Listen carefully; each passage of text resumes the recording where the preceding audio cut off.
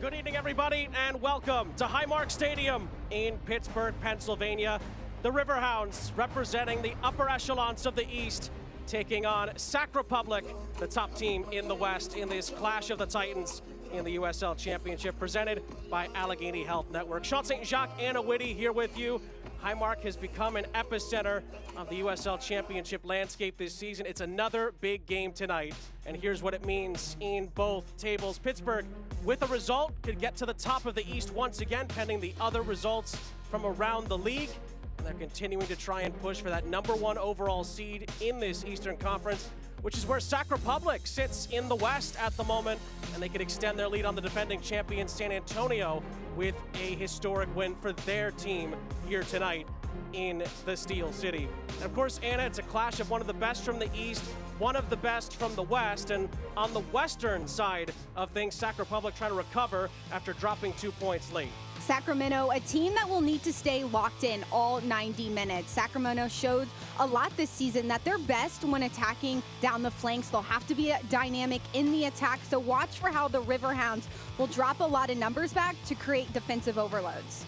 One thing that could certainly help the Sac Republic cause, and it's one of our big storylines of the night, is a returning hero, former hero for the Riverhounds. Russell Cicerone's been banging them in again this season. He has 9 goals. Forward Russell Cicerone is consistently moving and looking for a ball in behind or a partnership to help build in the attack. 9 goals, 3 assists. Watch for him to drive at Pittsburgh's back line, looking to provide the service or an opportunity on frame. A man that needs no introduction, King Kenny, Canardo Forbes for Pittsburgh, always a focal point for the Riverhounds. Forward Canardo Forbes is a great connector. He has 5 assists this season, is great at the final pass, but he's also a great option in the build-out for the Riverhounds.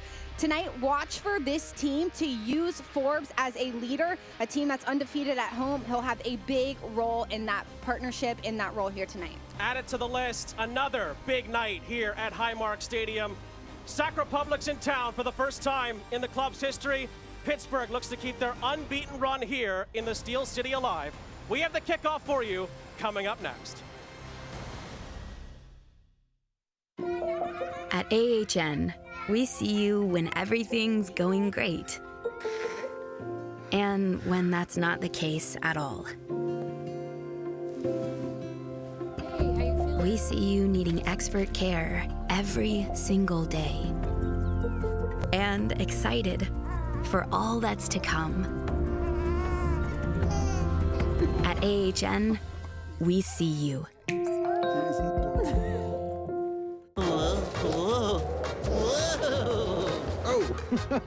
Things just got really gusty. You got that right. Sweet kite. Is that a dragon? It's a dinosaur. I really like yours, too. Of course, the new scratch-off from the PA lottery. That's right. $1 million cash fall. With top prizes of... Wow, $1 million. I guess things really are looking up. It'll blow you away. Keep on scratching. Giant Eagle knows summer flavors go fast, so we keep up with daily deliveries of seasonal produce, chef-inspired, ready-to-go meals, and all of your grilling favorites. Plus, with digital coupons and easy ordering through our app, everything you need is at your fingertips. So sit back and savor the summer with Giant Eagle.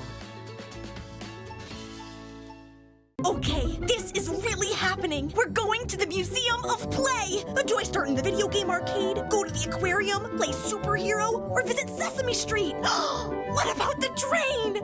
Legos, spaceships, giant puppets. We're not even out of the driveway and I'm already freaking out. Ah! With so much to do and see, everyone loves the Strong National Museum of Play in Rochester, New York.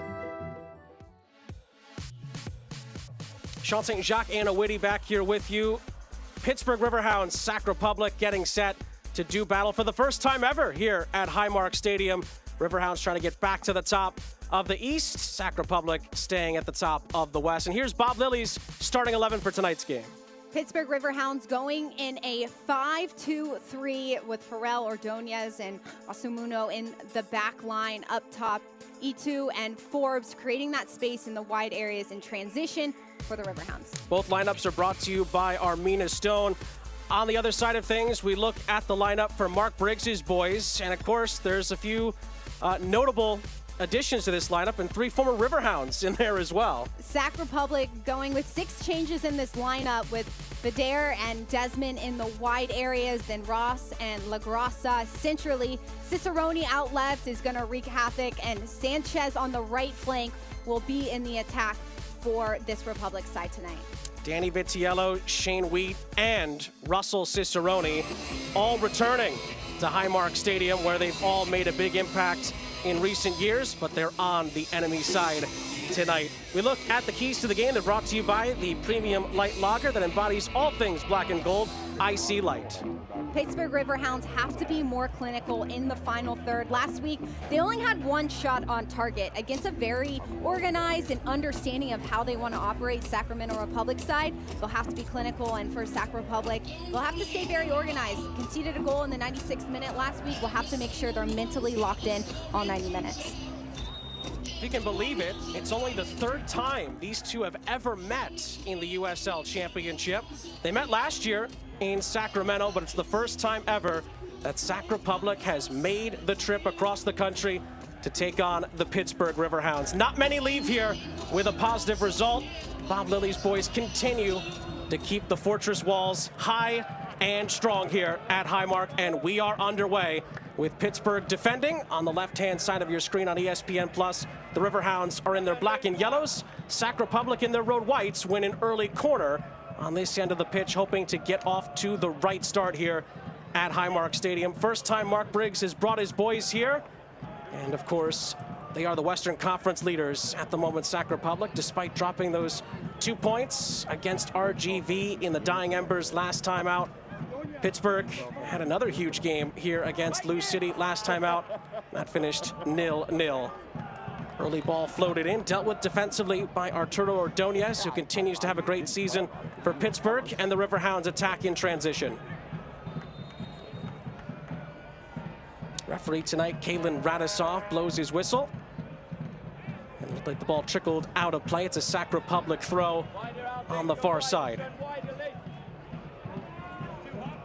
Now, these two teams did meet October 9th last season in Sacramento. It finished 1-1. Rodrigo Lopez, who is unavailable through injury tonight, scored in the second half, but 3 minutes later, Canardo Forbes equalized, and it finished in a 1-1 draw.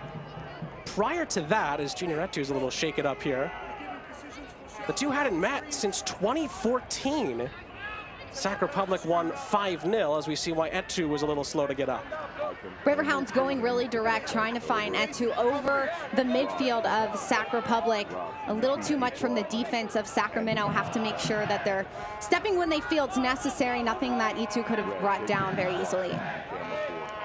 Ball is sent forward by Farrell. Connor Donovan in the middle of that defense got to it first, but it's not been definitively cleared. Show on me. Tried a centering pass for Etu, and Sac Republic comes out with possession.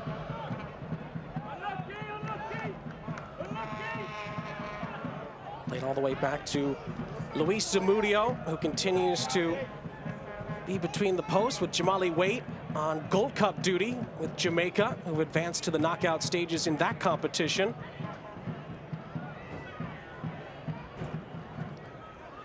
Was in behind, looking for Russell Cicerone. What a career he had with the Pittsburgh Riverhounds, and now he returns on the opposite side of things, and it's a homecoming for him. Shane Wheat had been a Riverhound for quite some time as well. Danny Vitiello was a fan favorite here in the Steel City. Pittsburgh has developed so many talented forwards who've been able to bring their talent to different teams. And Russell Cicerone, 9 goals with his side, second most in the league right now. He's so clinical and so good at taking teams on by himself or being able to distribute to teammates. Ibarra for DZ Harmon. Harmon trying to get to the byline, his cross. Did it take a deflection? No, it did not. It's a goal kick. Riverhounds so patient in their build-up, able to eventually find it in the wide areas. Harmon just not able to get his hips completely around that ball to find somebody inside the box, but Pittsburgh is getting to the box, just not able to be clinical enough once they get there to create a chance. Now there is Mark Briggs, knows it's a tough proposition tonight. Not many teams have great success here at Highmark. I think Lou City might be the only exception. They've gone 10 games without losing here. Everyone else tends to drop points quite frequently, especially since Bob Lilly took over back in 2018. The field at Highmark Stadium is so specific. It's a very tight field and a little bit smaller than the majority of fields in USL Championship. That's something that Sacramento has to note that Riverhounds can take and use to their advantage. They're used to playing in these tight spaces, and Sacramento, a lot of small-sided games during the week just to get used to that tight, being almost in each other's space more often than not. Show on me. Nice hold-up play. Danny Griffin has DZ Harmon for company. But Harmon is dispossessed. Cicerone leads the break here for Sacramento. Sanchez on the overlapping run. Sanchez plays it into the penalty area. Griffin does well there to sweep it away. And Sac Republic will reset. It is a momentous occasion for Danny Griffin. It's his 100th straight appearance as a pro since becoming a professional player back in 2020. Had a brief stint with Huntsville City in MLS Next Pro, but his majority time in the pros has been here with Pittsburgh, and he's become an Ironman in the USL Championship. 100 straight games of league play for him tonight. Danny Griffin, a versatile player for Pittsburgh. He's playing in that central spot next to Ibarra. He'll be able to get forward, but also can help track back defensively when Sacramento finds themselves in the attack, using the flank and trying to cut it inside on top of the 18. Well, we had a chance to catch up with Bob Lilly this week. He says we always have to perform in the big games, and boy, has Pittsburgh played in a lot of them this season, not just in the Open Cup, but in the USL Championship as well. Here at Highmark in particular, they've been in quite a few, and this one is certainly added to that list. Shot does come in from the outskirts of the penalty area. Jared Timmer sends it soaring over the top of Zamudio's goal. Good idea by Sacramento, because Pittsburgh had so many numbers drop back defensively. They wouldn't be able to break that down. So Timmer going over the top. Watches Timmer. He doesn't go into the scrum. He waits for that ball to drop. Doesn't get over the ball enough, so it's not able to go on frame. But that's how Sacramento is going to look to score, is those opportunities away from the deep bench, rather deep bus of Pittsburgh.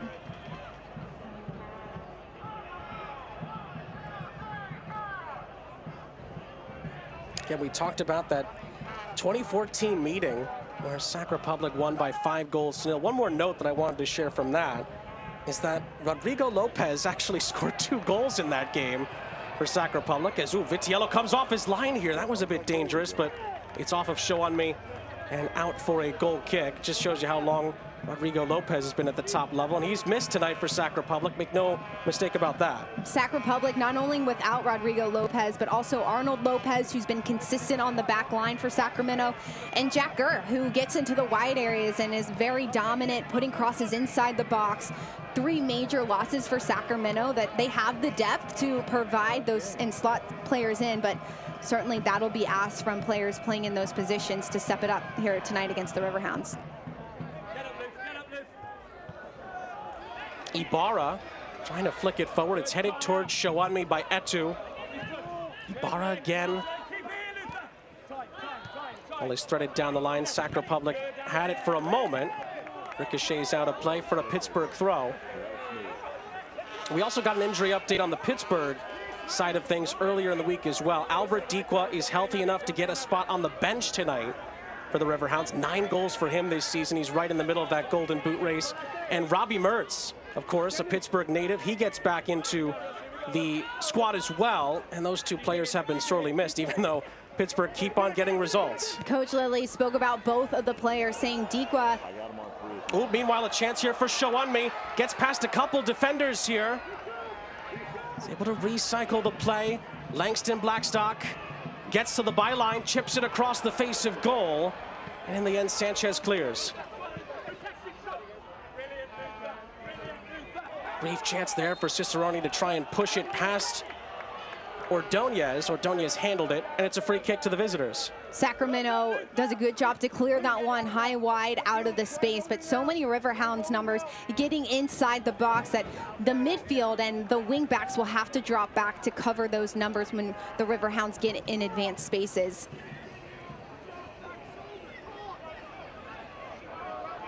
You mentioned Dikwa and Robbie Mertz on the bench tonight for the Pittsburgh Riverhounds. And Dikwa with 9 goals this season, a player that the Riverhounds can count on in big games, and a big loss for them that they haven't been able to necessarily fill that role in a consistent forward that they can always lean on to be clinical in the attacking third.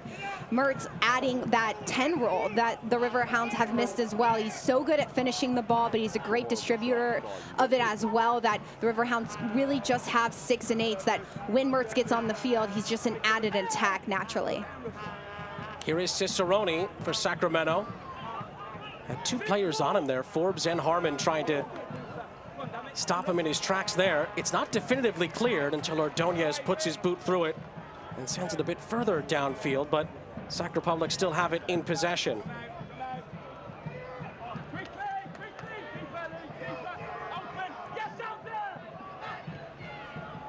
Desmond ahead. Sanchez tried to first time it further down the line. It was cut out. Forbes had 3 around him. And now Shawunmi commits a foul, and it's a Sac Republic free kick.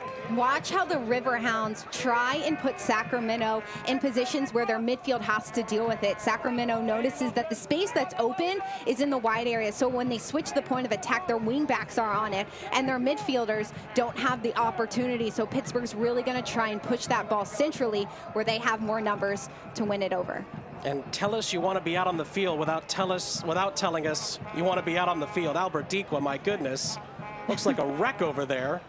He wants to be out on that pitch. Make no mistake about that. It's hard to sit on the bench and watch the game play out, but a player who's been so successful that eventually will potentially get his opportunity on the field. And he's on a team that's done so well, and he's been able to fit so seamlessly into what Pittsburgh's doing. And having a team like Pittsburgh who's so quick in transition, a forward who's speedy like Dikwa, 9 goals on the season, you can use him as an outlet every single time. Bob Lilly's told us that Albert Dikwa's just really grown into his game this season. He's having one of those years where it's not about getting to that level. He's at that level now, and he's been so productive for this Riverhounds team. We'll see if we get to see him later on in the match. Cicerone puts a header on target, as he was able to really redirect that well. Zamudio palms it away initially. It's whipped back into the penalty area again. It's headed down into a dangerous area. Shawunmi tries to help it along.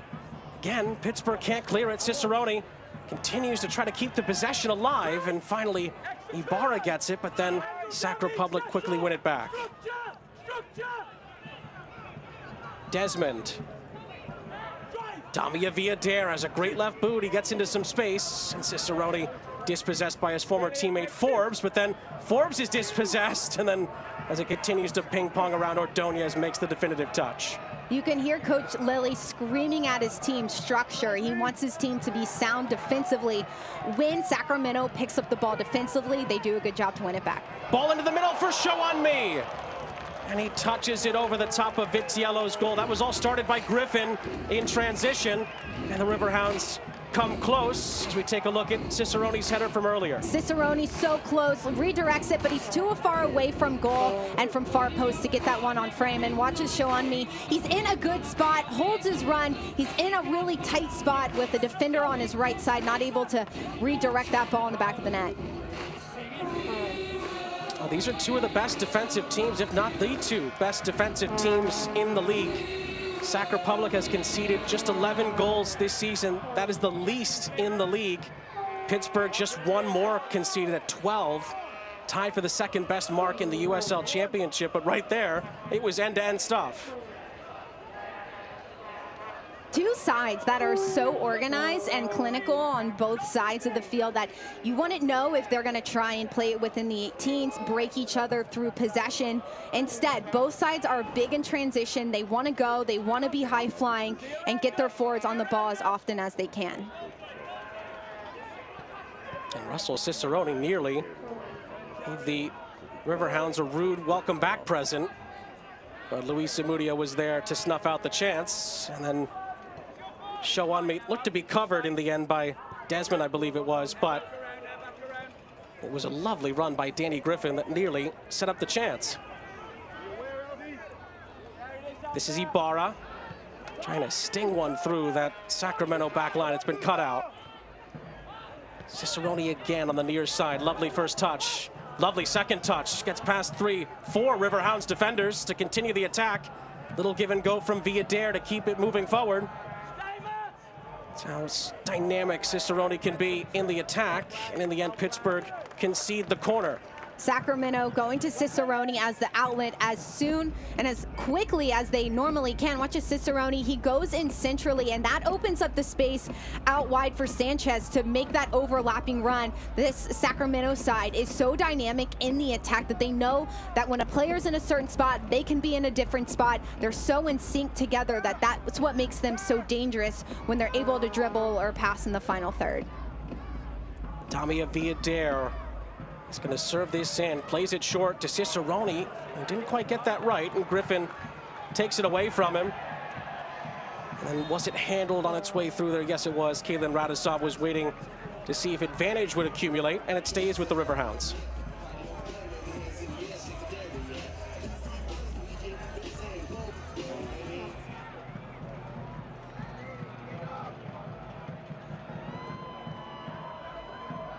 Well, I must say, for two stingy defenses, it's been a rather entertaining first 15 minutes. Both teams have come relatively close, finding the opening goal. Pittsburgh started against Lou City here so well last time out, but it faded a bit in the second half. Bob Lilly talked to us about it. Wants more of what happened in the first half to play out here tonight. DZ Harmon gets past one. And his cross into the middle is deflected away by Desmond, and it's out for a Riverhounds corner. Riverhounds, the final piece for them is creating those chances and getting more opportunities on frame. Watch as Harmon gets himself in a 1v1 opportunity, and instead Sanchez does a good job of getting himself inside, throwing off the run of Harmon. The outside back's able to slide over and see that one out. Pittsburgh has to find opportunities inside the box. From the corner, Griffin curling one, but it was always going wide of the goal. Harmon gets a little too much of the inside of his foot on that ball, so it doesn't go on frame the way he wants to. Instead, it gets a little too far of far post. Watch as this ball comes inside, and instead of using his instep directly, he curves his foot rather around the ball, and that's what makes it go out of bounds. Danny Griffin scored in the Open Cup at New England to knock the Revolution out of the Open Cup. One of the two big upsets the Riverhounds had during their great US Open Cup run this season. They beat Columbus Crew here as well. Sac Republic know all about great Open Cup runs as well. They got to the final last season before Orlando City knocked them off. These have been two of the great representatives of the USL Championship in that competition these last two seasons. Bob Lilly's had to balance those two competitions, and it's been next man up this whole season for the Riverhounds. And one of the reasons he's so confident in his entire squad is because they've had to rotate through it so many times this season. So many people have had to step up and either play a new position or play more minutes than they were expected to play. And they played so well. Coach Lilly talked about how the back line hasn't seen consistent numbers together in a really long time. And he said he's still waiting for some players to arise to figure out how they're going to cement that spot. The competition is so good that he's not ready to solidify any numbers in any spots just yet. And because of that competition, he's continuing to see a rotation, and even the connection is strong when there are different numbers in those spots. Sac Republic trying to get Luther Archimed involved in behind. 2 goals this season for him, and certainly will be a focal point for Sacramento tonight, along with Cicerone, who pings one out wide to the far side. Down the line for Damia Villadere. And Alo Sumanu was on the cover there. Gonna try it again with Villadere on the far side. Now Blackstock is there on the defensive cover. And he lingered a little bit too much with his touch, or was it Ibarra in there? It's Ibarra who's been booked. And it appears that Sac Republic have a set piece here. Interesting call by the referee. Ibarra just gets his right foot stuck in a 1v1 moment. Watch as Ibarra, he goes in defensively, he keeps his feet, and at the last second, he steps on the player. Instead, Ibarra's not the initial player in that 1v1 moment. He's making that run inside. Definitely a foul. Not sure I don't agree with the yellow card. It certainly puts Sac Republic in a very advantageous spot here.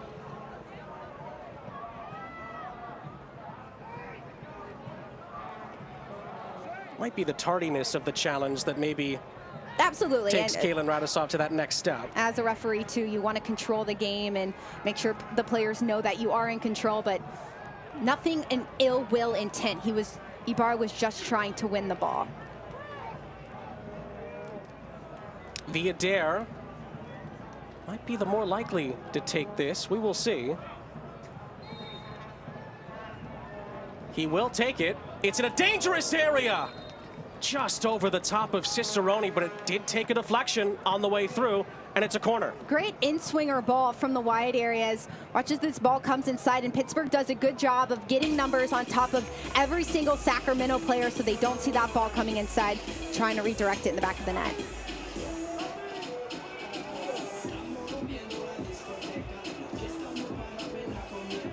Just about 20 minutes gone here in the Steel City. Nick Ross is going to take the corner for Sacramento here.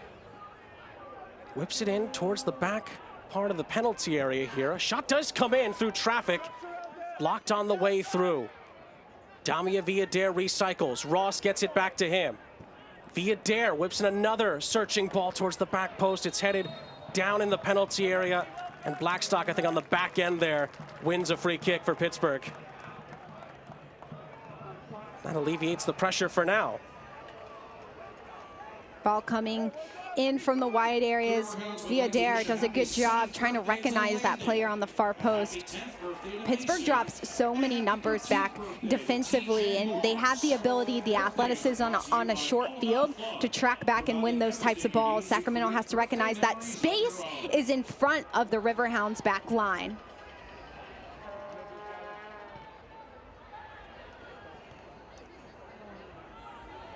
Sent forward by Ibarra. Now Junior Etsu can run onto this. It's a first-time ball in, and it just squeaks behind Canardo Forbes. And Vitiello settles things down. Great ball inside. I don't think Forbes thought that ball would be on the ground. He was waiting to make a header on that play, but it is a great build-up and a good job by Pittsburgh to keep that ball on the ground, because 9 times out of 10, it's much easier to deal with.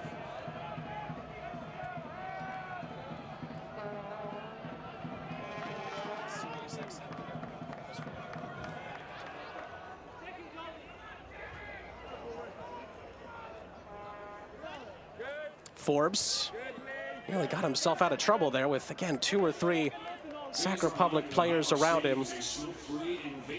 Sac Republic, and rightfully so, clearly paying a lot of attention to Canardo Forbes on this near side.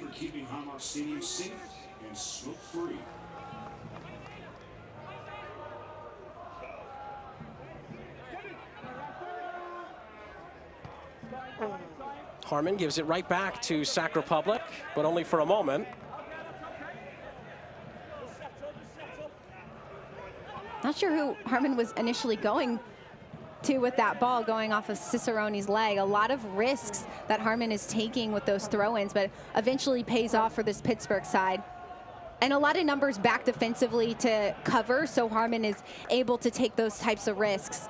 Archimed committed a foul before he could get in behind on Zamudio and company. Archimed trying to make a run inside, and Farrell gets dragged down just outside the 18. It's a 1v1 situation. Both players are dueling for this ball. Watch as Archimed leaves for that run. And as soon as he leaves, Farrell drops down. It's hard to see that initial pull on Farrell. And Farrell's got some blood coming on his arm, so have to step off the pitch for that one. Can't watch the match? Turn on Sirius XMFC 157, North America's only 24/7 source for engaging soccer talk, including USL All Access Tuesday nights at 7 Eastern, plus your live matches from the USL English Premier League and more, all on Sirius XMFC 157 and the SXM app.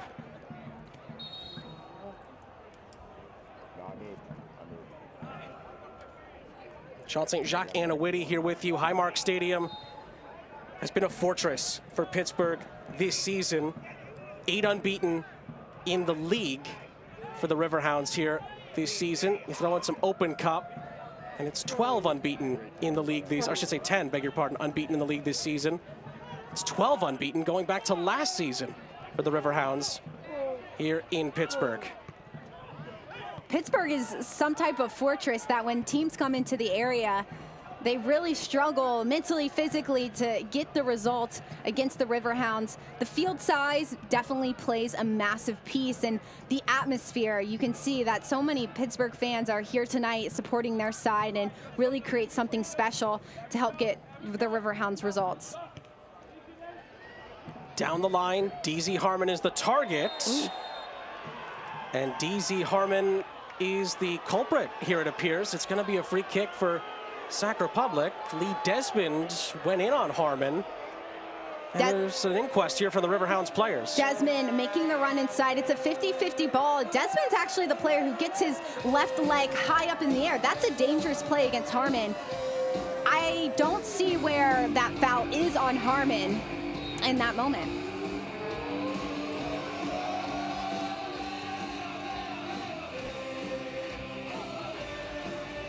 We had a couple of looks at that, and didn't even look like DZ Harmon engaged in the challenge, frankly. No. Harmon was standoffish a little bit, waiting for Desmond to make the initial move. And in those 50-50 battles, it's very hard to tll, but the AR was the initial person to put up their flag, and it would not have gone with that call, and not in a dangerous area where Pittsburgh has to be fearful of where that ball is going to go. And nothing happened before the play either when those two came together, so that was definitely a peculiar decision. In the end, Pittsburgh do have possession. Joey Farrell. Oh, nearly played a brilliant ball in. It could still fall for a chance here. Etu. A lot of Sac Republic players again in good position defensively. Blackstock. Crosses one in, Vitiello. Had to try and get a piece to it. He did. It's a corner. Great ball in from Blackstock. The far post runner does a great job of holding the run, but defensively, Sacramento does a good job of tracking back as well. Watch as this ball comes inside. The defender stays with Harmon out wide, not able to get a touch on it, and just a light touch, barely, from the goalkeeper to see that one out. From the corner, Forbes to the near post, it's headed on and it's headed wide. Joey Farrell nearly finding the back of the net. He just misses the target. Coach Lilly wanted his team to be more dangerous inside the box. This is a great opportunity for the Riverhounds, laying themselves out. Watch as this ball comes inside. All it needs to do is be redirected, and it's such an awkward position for the Riverhounds. Not able to, Farrell twist and turn his body to see that one side netting. And it was the player who was the hero a couple of games ago here against San Diego, Ilal Osumanu, who was the closest to it after Farrell headed it towards goal, but didn't react quite enough time there to redirect it on target and possibly score. Both teams have had some warning signs here defensively in this first half. Farrell goes through the back of Luther Archimed, and it's a Sacramento free kick. Sacramento having to drop back defensively a little bit to pick the ball up instead of being able to live a little bit higher on the Riverhounds back line. Farrell just way too much on the back of Archimed. No reason to foul or try and win the ball in that spot, just continue to force the player moving backwards. There are 3 other games going on right now in the USL Championship. Miami leading Phoenix by a 0-0. In South Florida, Tulsa on the road leads Indy by a 0-0, and San Diego in Hartford, leading Hartford Athletic by a 0-0. We could have had 2 or 3 here already at Highmark, but the goal scoreline, I should say, remains unchanged for now. This pass is picked off by Forbes. Forbes sliding in, Tola, show on me! And it's saved rather comfortably in the end by Danny Vitiello. A great ball in from Forbes, showing me making a really good run and staying on side by just dragging his run out wide a little bit. Watches the initial touch from Showunmi, gets it away from the defender, but it puts himself in a hard spot, not able to get his hips around it to put it on frame. Well, Canardo Forbes, we say it all the time, all-time assist leader in USL Championship play, although he is close to another milestone in his remarkable career. His next assist would be his 50th with the Riverhounds in his career. Just continues to be one of the best that this league has to offer. Because Forbes is so talented, watch, he's right in the middle of the field. He has the ability and the freedom to drift wherever he wants to be that facilitator. Griffin is naturally able to play in the wide areas, so it's very interchangeable and difficult for opposition's midfield to see and make cues quickly to switch who's covering who. Here's Griffin. Had Harmon in support. Ordonez invites Harmon into the attack. And DZ Harmon is stood up. There were 3 defenders there ready to deal with him. And Sac Republic can try to play themselves here out of the back. Riverhounds pressing really high and forcing them to play centrally and not in the wide areas. It's great positioning by the Riverhounds winger to put himself in a situation where he's forcing the center back down the middle of the field, because Sacramento is so good when they find those outlets in the wing backs to go over the top. As we hit the half an hour mark here at Highmark, there will be a hydro break. This game has been rather topsy-turvy to start this match off. Highly anticipated, as always, and that's just been Highmark Stadium's middle name this season. There's been so many big games that have been played here. Add this one to the list, and I think some people may have came in, looked at the stats, and thought it's going to be a defensive masterclass from 2 great coaches, but the 2 attacking sides, the 2 attacking units, I should say, have come very close on multiple occasions to breaching the respective defenses. Both sides have noticed how they can penetrate and find themselves in beyond each other's defenders. However, each side has only had 1 shot on target. It has to be a little bit more clinical and better inside the box, especially from the Riverhounds, because they've seen so many chances inside the box. And we talked about this earlier, but again, these are the 2 best teams as far as conceding the fewest amount of goals, I should say, this season. Sac Republic leads the league. They have the fewest with 11. Pittsburgh have only conceded 1 more goal than them this season. And there's a pretty wide berth between 2nd and 3rd on that list, where the much improved Oakland Roots sit there in a tie for 3rd place. Coach Lilly talked about the amount of goals they've been able to score in 22.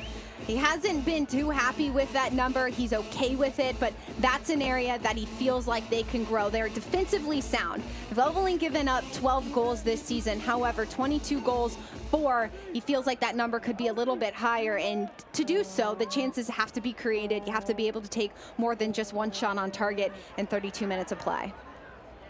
We restart out of the hydro break with the Riverhounds in possession. Mention the hydro break. I keep looking at the river and all those boats going by. I would love to be able to jump on one of those boats on the weekend. A day like this too in Pittsburgh doesn't happen too often, but the summers are perfect here for sure. It was raining cats and dogs at times last time at Highmark when Lou City were in town. Weather's been gorgeous so far tonight. Ordonez for Farrell, who nearly hit the target from a header just a few moments ago. Osumanu as Langston Blackstock out wide. Bit of a patient approach here on this possession for Pittsburgh. Harmon trying to push it into space down the line. Arturo Ordonez was not taken out. He thought that he was. Just in front of Mark Briggs as well. His side is the one that get the decision, or non-decision I should say, and it's a throw. Harmon going 1v1 on the flank, and Ross able to take a big initial touch, but able to be stopped in. Watch as Sacramento steps in, and could have been off of the leg of Sanchez. I understand the argument in that one. Etu. It does go out of play into the Pittsburgh fans here on this near side. We talked about the atmosphere earlier. And yes, the Columbus Crew atmosphere here stood out. It was absolutely incredible. It set a new stadium record for attendance in that Open Cup tie. But no matter who comes here, even on the big nights, the not so big nights, if you will, the fans are always here. It's always a great atmosphere at Highmark, and the fans should be credited for that, as this is going to be a yellow card here for a rash challenge against Connor Donovan, the veteran here. And it is a Pittsburgh free kick. Donovan comes flying in a little too late against Pittsburgh and gets his right foot on, just delayed. Watches initially Pittsburgh gets up the ball and the cleats go up a little bit. So that is certainly a yellow card. Watches Donovan's right leg, rather cleat, gets on the Pittsburgh Riverhounds player. Have to be really careful in those moments that your cleats don't go all the way up, because that would have resulted in a red card. But Donovan, a really strong defender, trying to win those battles in the middle of the field to help his team build up from a higher area. Ordonez not quite on the same page with Harmon, and Sac Republic can reset.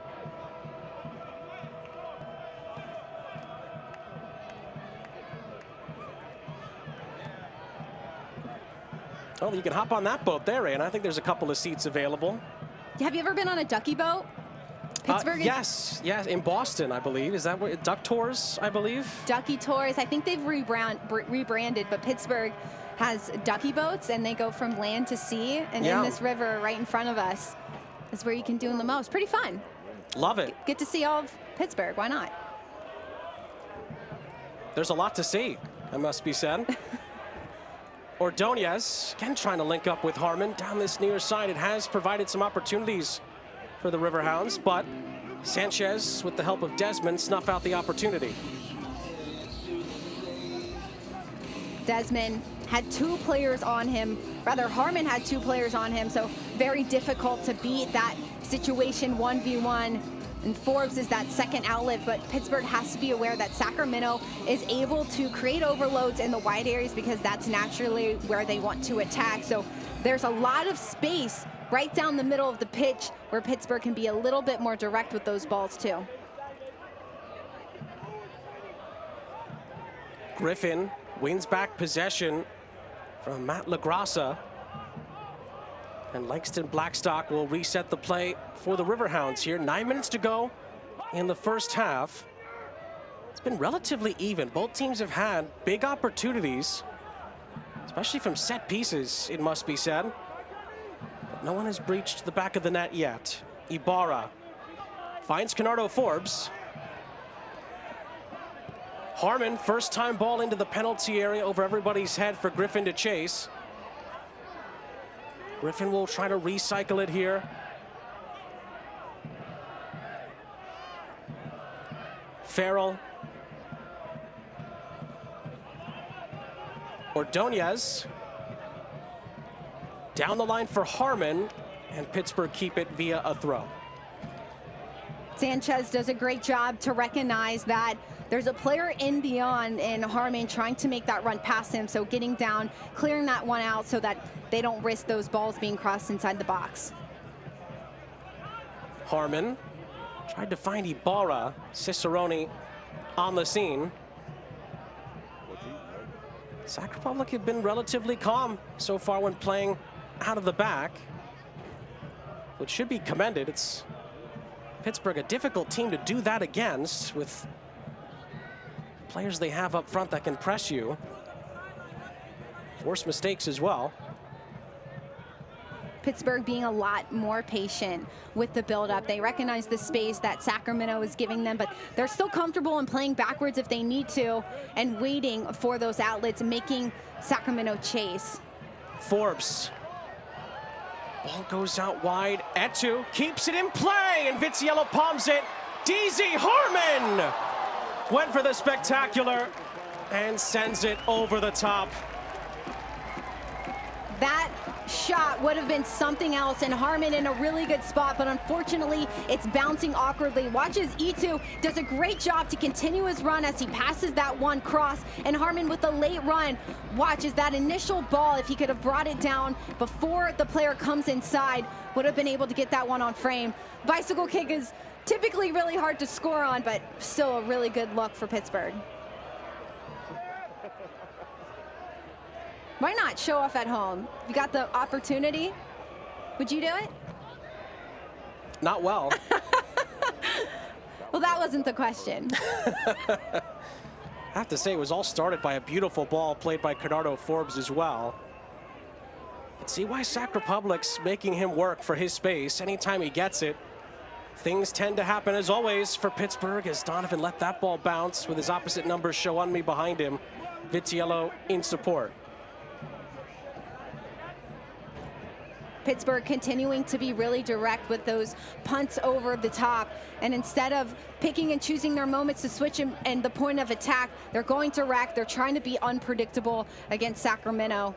Right now in the attack, Sacramento's the team who has the sun in their eyes. Pittsburgh has the luxury to have that at their back right now. Need to take advantage of that in the first half.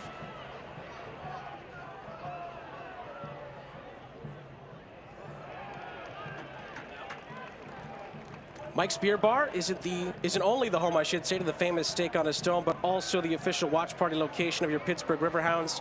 Meet me at Mike's.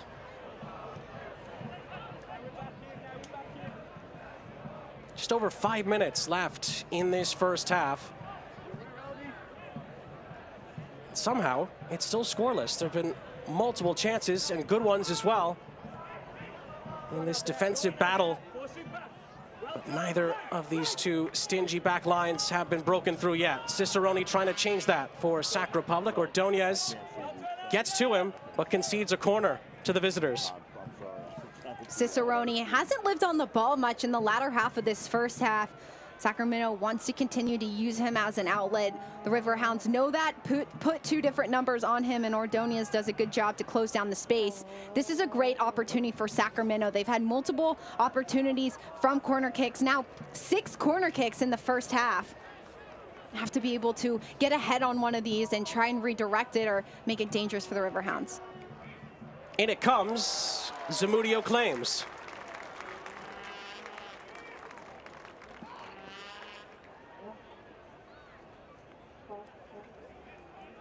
Now, Russell Cicerone put one on target from a corner that was taken at the opposite end earlier in the first half. That time Zamudio, who palmed that initial effort earlier from Cicerone away, made it a no-nonsense situation on this occasion. Nice hold-up play there from Show On Me. Arturo Ordonez trying to pick somebody out, and in the end it's headed down nicely into the path of Vitiello by Wheat. Love the idea from Ordonez. He sees that space for E2 to try and penetrate in the wide areas. There was numbers getting forward for the Riverhounds. Just not able to be clinical enough to get it right there. Would have been really difficult to do. Forbes nearly picks the pocket there of his former teammate, Shane Wheat. Coach Briggs putting his hands down, telling his side just to calm down. No need to try and switch the attack through the midfield, because that's where the Riverhounds have numbers up. Instead, just play the next simple pass. Almost lost it again. Mark Ibarra stepping in. But Sac Republic quickly winning possession back.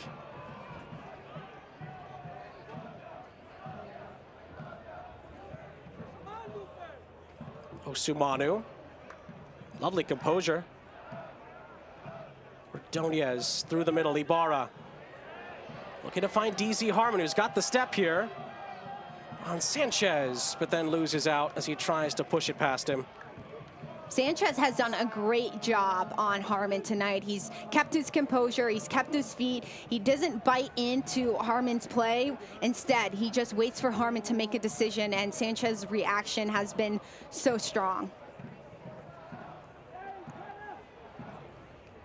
Now, there's still some time left in this first half, but always would love to be a fly on the wall in Bob Lilly's halftime team talks, and Mark Briggs is as well, to be fair. Two of the best the USL Championship has to offer And as frantic as this has been at times in the first half, it more dominantly has been played more like a chess match as we expected between these two great sides this season. Desmond a little too aggressive on that header over the back of Riverhounds player. There's a lot of players centrally for both sides that are trying to scrum and win the ball, so the area out wide has been available, and that's what Pittsburgh's trying to do. They're trying to find Harmon, but Sanchez has done a good job of slowing down that space. Pittsburgh needs an extra player to support Harmon to make it 2v1.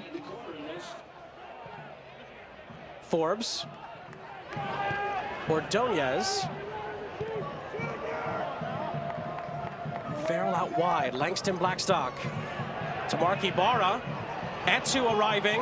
And his ball into the middle. Needed to be a little bit more delicate. And it goes out of play. Pittsburgh with a lot of crosses in this first half. 7 crosses inside the box, but some of them have been a little too hard, not aggressive enough. There's that space just at the top of the team for a Riverhounds defender, midfielder to live in. So when that ball gets cleared out centrally, there's someone there trying to finish a second ball.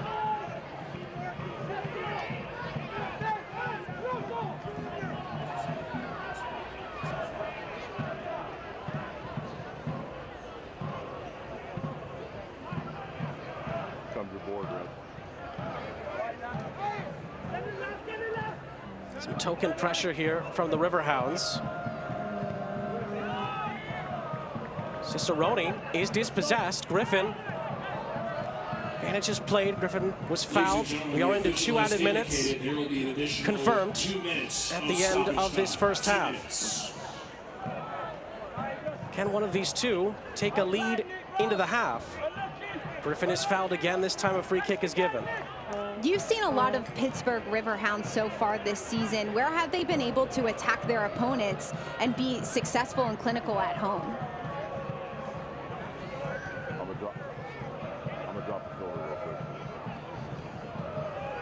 Ibarra has space to run into here.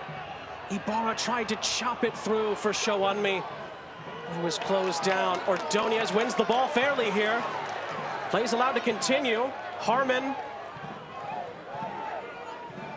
Forbes. About a minute left to the minimum of 2 added on here. Etu.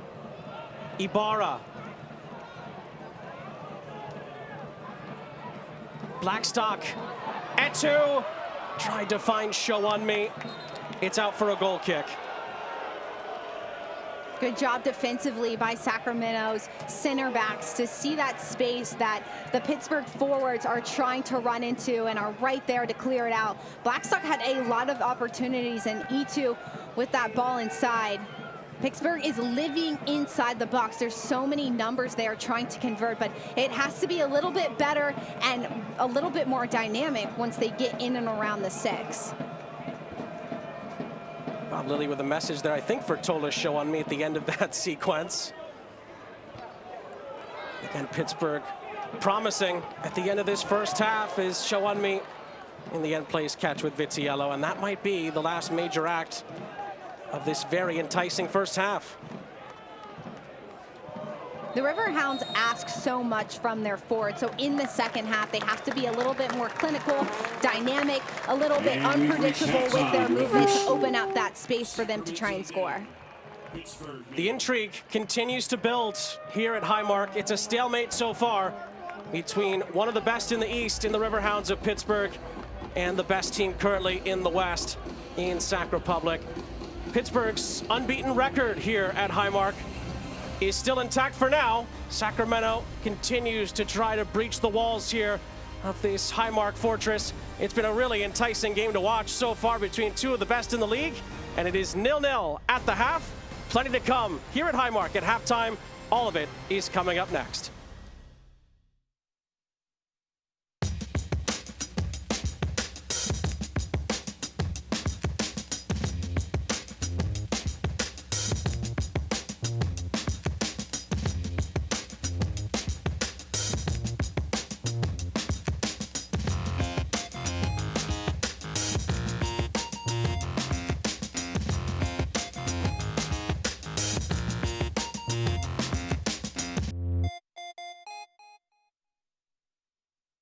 Cheer on the Riverhounds all season long at Mike's Beer Bar, Pittsburgh's home for local beer. With 21 TVs, over 300 local beers, and amazing food, Mike's is the place to be. Tell your friends to meet me at Mike's, Federal Street, right across from PNC Park.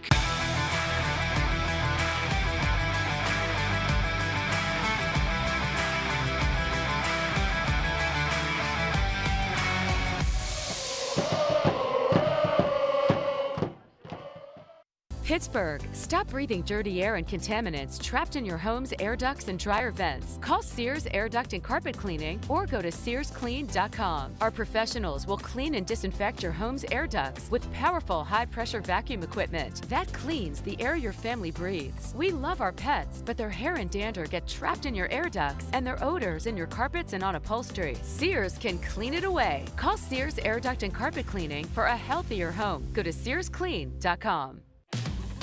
For serving up experiences worth savoring and sharing. For giving you great reasons to stand up and get loud. For bringing you together over arts and crafts. You're welcome. And you're welcome to come see all that Maryland has to offer. This is Governor Wes Moore inviting you to shake up how you vacation. Listen, just go to visitmaryland.org and plan your trip. Sean St. Jacques, Anna Whitty back here with you at the half. Pittsburgh 0, Sac Republic 0. It's been a really enthralling contest so far between two of the best in the USL Championship. And at the break here, we take a look at the upcoming schedules for both teams here. It doesn't get any easier for Bob Lilly's group. They have to go to Lynn Family for a rematch with Lou City coming up next. Coach Lilly was not happy with the result in a 0-0 draw against Lou City last week. So this game against Sacramento will be a big momentum shifter for them once they take them on next week in Charleston's Battery, sitting at the top of the table. A massive next 3 to 4 weeks for this Riverhound side. And Memphis as well. They continue to improve as the season goes on, despite that tough result last night against the defending champions San Antonio. For Sac Republic, they get Memphis next, and then a very tough trip to Albuquerque to take on New Mexico United. Sacramento against Memphis 901. Lucky to be at home for that one. And then New Mexico United sitting in the middle of the Western standings right now. And then Las Vegas Lights and Monterey Bay. Monterey Bay has been a really excellent team that has been fighting for those top positions. So Sacramento with a really massive schedule coming up as well. We will see how all that plays out in the future. There's still a big 45 minutes to come here at Highmark. It is 0-0 between the Riverhounds and Sac Republic. Plenty more to come after this break.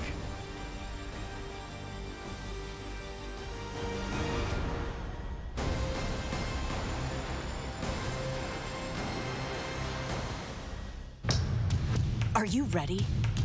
Ready for more of the game you love? Ready for more players and more teams? Ready for more stadiums, for more fans in more cities? This is a different league. The USL Super League. Built for the future of women's soccer. Bridging the journey from youth to pro, connected to the global game, and bringing it all closer to home. Are you ready?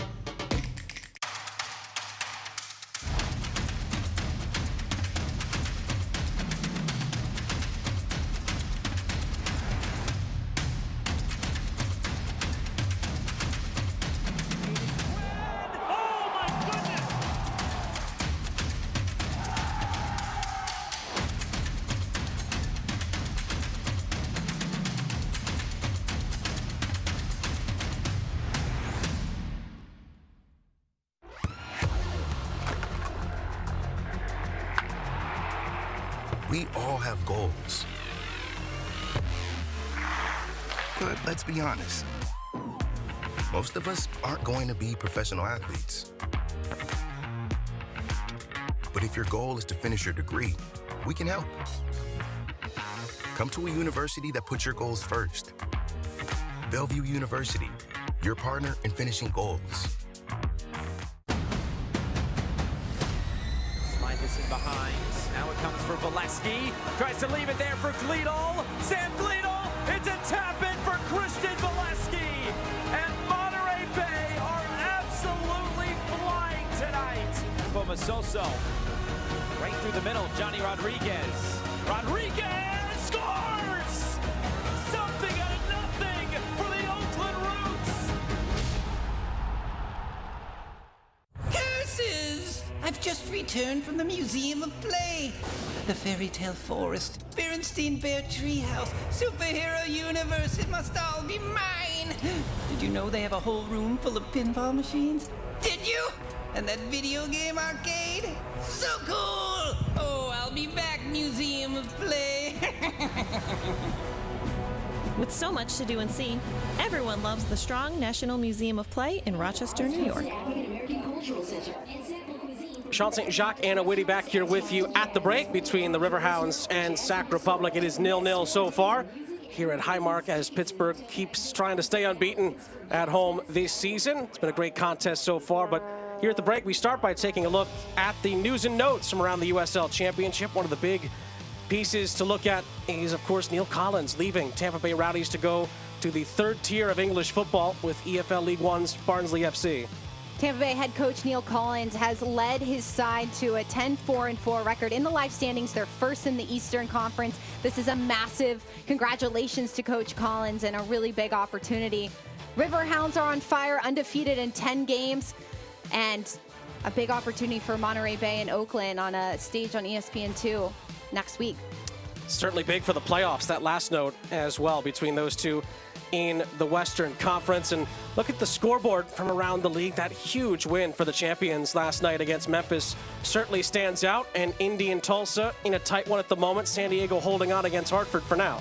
Colorado Springs Switchbacks with a big lead over Monterey Bay. Loudoun United getting a result over Hartford. Las Vegas Lights tying New Mexico. A lot of really good results. And Memphis 901 dropping to San Antonio 4-0. See if they can bounce back. They get Sac Republic next. The wheel just keeps turning in the USL Championship. Of course, big games to look forward to later on tonight. Lou City against Loudoun is certainly one to keep an eye on as well. And then towards the bottom of the West, two teams trying to get back in the race, RGV and Orange County, the champions from a couple seasons ago. RGV with a great tie last week at Sacramento, looking to ride that. Monterey Bay, El Paso, both sides playing really well right now. Should be a good battle of those two Western Conference teams. And don't sleep on Vegas, Birmingham as well. Legion have to continue to push at the top. They got a big trip against Vegas coming up later on tonight. We have a big second half here at Highmark coming up after the break. Halftime highlights, stats, and the kick from Highmark as it's 0-0 here. We'll resolve it all coming up next.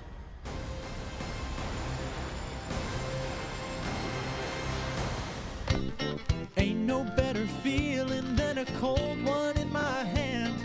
That's why I'll be keeping Iron City in my plans. Oh, everywhere I roam, I'll be thinking about my home. Sitting pouring on the iron right before I go to rest. And when I'm laying in my bed, there's only one thing in my head. Just an ice cold can of Pittsburgh, PA's best.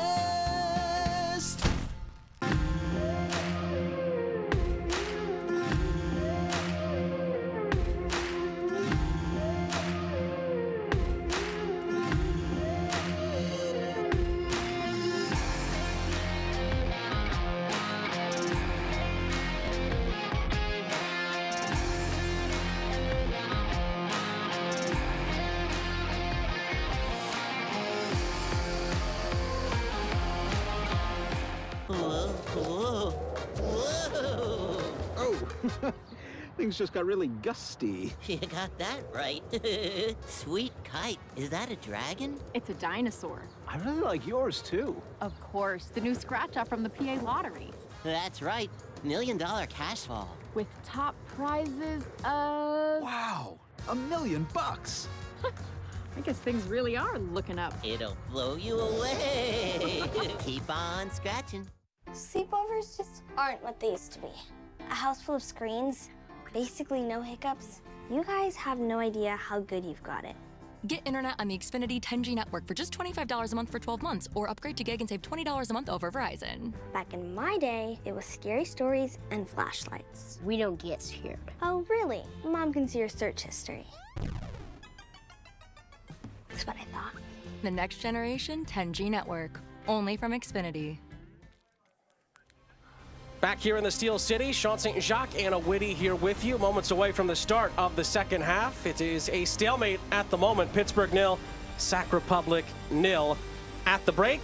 And now we get a chance, as those people enjoy their views from the river here, we get a chance to look back at the first half highlights here between second place Pittsburgh and first place Sac Republic. And Anna, we pick this up in the 11th minute for a chance from the old Riverhounds, Russell Cicerone. Sacramento started off the game really strong. They continued to go down the Riverhounds' throat. They used the wide areas. However, they weren't able to create many chances inside the box. And then it was the Riverhounds who did a good job of building up. They have numbers up centrally, getting Griffin involved in the game. Defensively, Sacramento notices that Riverhounds are trying to exploit the wide areas too. So their three backs have all been dropping back to help defend the balls coming inside. 6 corners from both sides in this game. Rather, 6 corners from Sacramento, 2 corners from Pittsburgh. Pittsburgh almost had a few opportunities. However, Sacramento moving forward in the second half has to take a little bit more advantage from those free kick opportunities. And Pittsburgh's done a good job of possessing 61% of the first half, but being a little bit more clinical once those balls come inside the box, getting themselves in dangerous areas and making sure their movement is just a little bit more dynamic to get themselves there to try and put a shot on target. We saw the Danny Griffin chance from a corner. This was Joey Farrell's big chance. Only 1 shot on target in the first half. Danny Farrell just a few inches away from that one and been a little bit more clinical with the free kicks than Sacramento has, but Forbes has really tried to find outlets on both sides of him. Showing me with a really big touch away from goal, so wasn't able to get that one in the area on the goal that he'd rather have taken that shot. But Pittsburgh's had the upper hand. They've possessed the majority of this game. They found outlets, but the last piece that's missing for Coach Riley's side is the being a little bit more clinical and efficient in and around the 6. And all of that adds up to a 0-0 scoreline at the half. Again, saw there a host of chances, in particular for Pittsburgh, as we transition to the halftime stats here. There are shots on target, just 1 apiece. Just edging on shots is Pittsburgh at the moment, but it sets us up, Anna, for a very enticing 45 minutes of play still to come. Pittsburgh have had 5 shots, Sacramento Republic 4 shots, but only 1 shot on target for both sides. And being offside 1 time is Sacramento Republic. Both sides have had their opportunities when it comes to crosses. The Riverhounds have had 7, Sacramento's had 6, so making sure they can be a little bit clinical with those balls coming inside and in front of the goal. We will see how it all plays out at the start of this second half. It did look like that Pittsburgh made a change there here at the halftime break.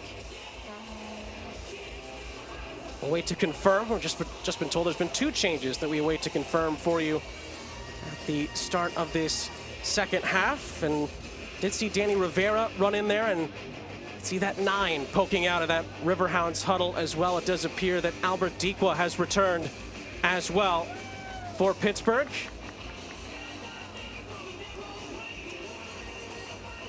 Two substitutions that Bob Lilly has made is Danny Rivera has come on for DZ Harmon, a like-for-like change at the start of the second half there.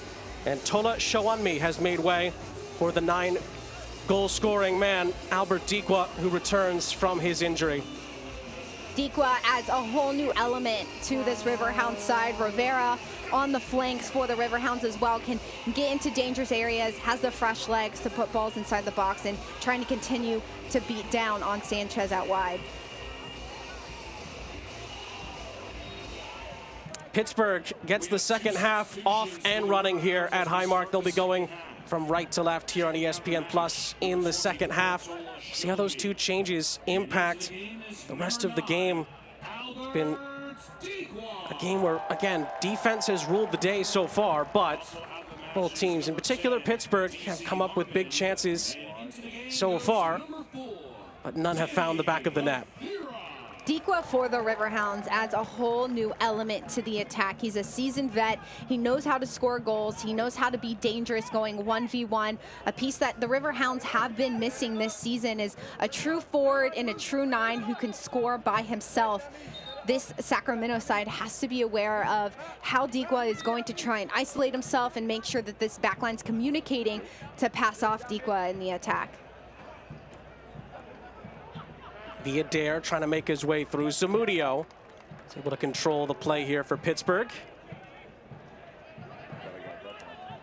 Riverhounds in all competitions at Highmark this season. 11 unbeaten, 12 unbeaten. If you go back to last season, and in the league, they are 8 unbeaten here at Highmark. It is Sacramento Republic's first ever trip to Highmark. Sac Republic in 2 prior meetings has never lost to Pittsburgh, but this is their first time playing here. And it is 2 of the Titans in this league meeting. And it has lived up to the hype so far. We've had everything but a goal to this point. First major act, I beg your pardon, it's Etu who puts the challenge in. It's Dikwa who protests the challenge. Kalen Radisov asks for calm as he gives Sac Republic a free kick.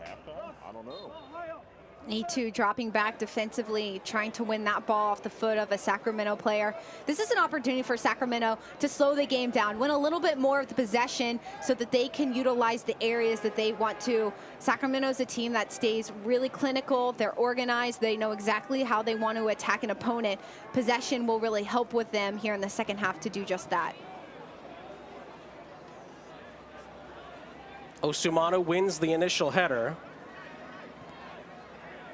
Sidewinding pass there from Wheat. Sac Republic are forced to go a touch backwards here. Desmond tries to get it past Ordonez, who's on the cover here, and gives away a free kick to Nick Ross and Sac Republic. You can see the 2 hands of Timmer just a little too, rather not Timmer, Pittsburgh, a little too aggressive from Ordonez into the back of Timmer, trying to win that ball. Watches Ordonez. He has the initial ball and he tries to clear it, but Ross does a good job to live in that space. Timmer, other Ordonez, not able to clear it. And this is a good spot. And another free kick for Sacramento to try and capitalize on it. But Riverhounds have so many players defensively like Joe Farrell, Ordonez, who do a good job of heading these types of balls out. In by Ross. It was nearly flicked on centrally there by Cicerone. It's volleyed from quite a distance out, but LaGrassa sends it soaring over the top. LaGrassa, a player who in the first half we didn't talk a lot about because Sacramento didn't really utilize their players centrally. Nick Ross was able to drift in the wide areas and provide opportunities, but here in the second, there has to be pockets that Sacramento's midfielders can pick up the ball and try and play out of to break the midfield line of the Riverhounds.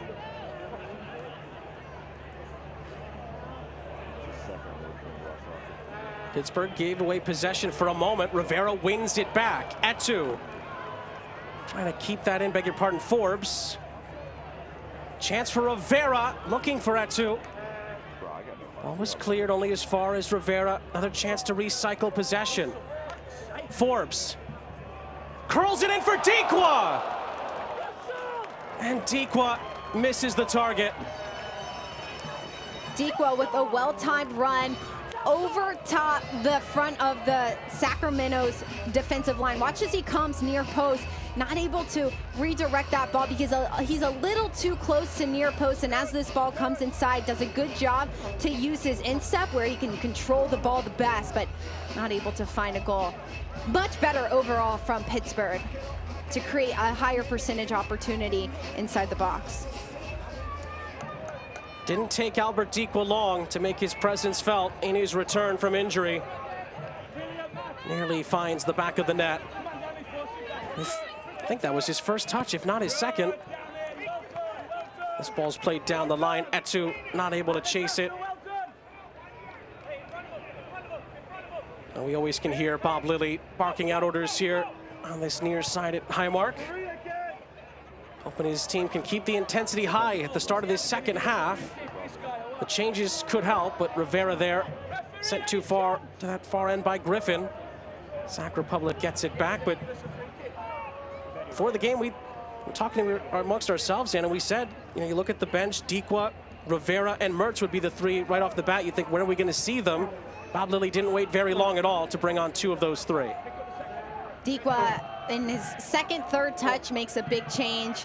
Mertz not in on the field quite yet, but he will bring an aspect to the game if he sees the pitch tonight that can help in the attack and facilitate those balls into Dikwa. Rivera has been an outlet for the Riverhounds too. There's so many pieces, and it shows that this Pittsburgh side has been able to get results because they have such a deep bench where they can slot players in any areas and still find success. Osumanu headed that back to Zamudio, who's just in front of the Pittsburgh Ultras here at Highmark. Ordonez assesses his options. He finds Dikwa in a pocket of space, but his pass is deflected and intercepted. Pittsburgh put the pressure on here on Sac Republic. Timmer puts Vitiello in a compromising position, but the follow through there sees a free kick go Sac Republic's way. And Junior Etu is the guilty party here. Etu trying to close down the space against Sacramento's goalkeeper. Watch as this ball gets played back, and Etu just continues his run. He's trying to clear it. He sticks out his left foot, but the follow through that he continues to backtrack is what tricks up the Sacramento goalkeeper and why the foul is called. Don't miss a minute of the action in 2023, whether your club is on the road or at home. Catch nearly every second of the USL Championship action on ESPN Plus, the home of USL, La Liga, the Bundesliga, UFC, and more. Sign up today at plus.espn.com.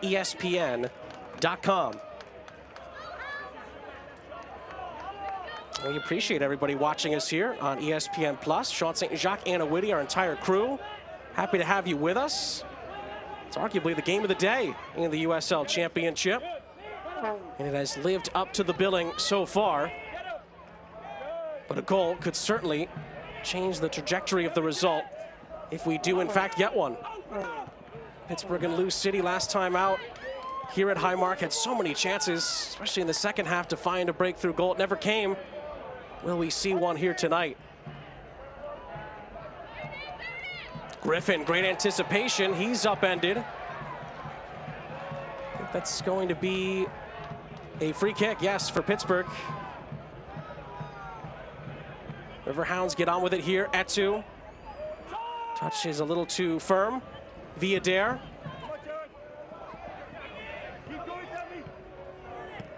Timmer playing it back, and then it is a misplaced pass just to the right of Mark Briggs and out for a throw.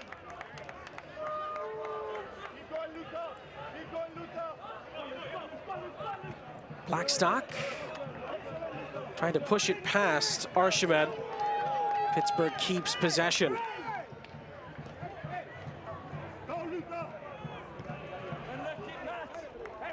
Good defensive pressure from the Riverhounds to step up and see that ball coming in. Ibarra applying that pressure and centrally showing that they want to dominate that area centrally against Sacramento. So those balls coming in are few and far between.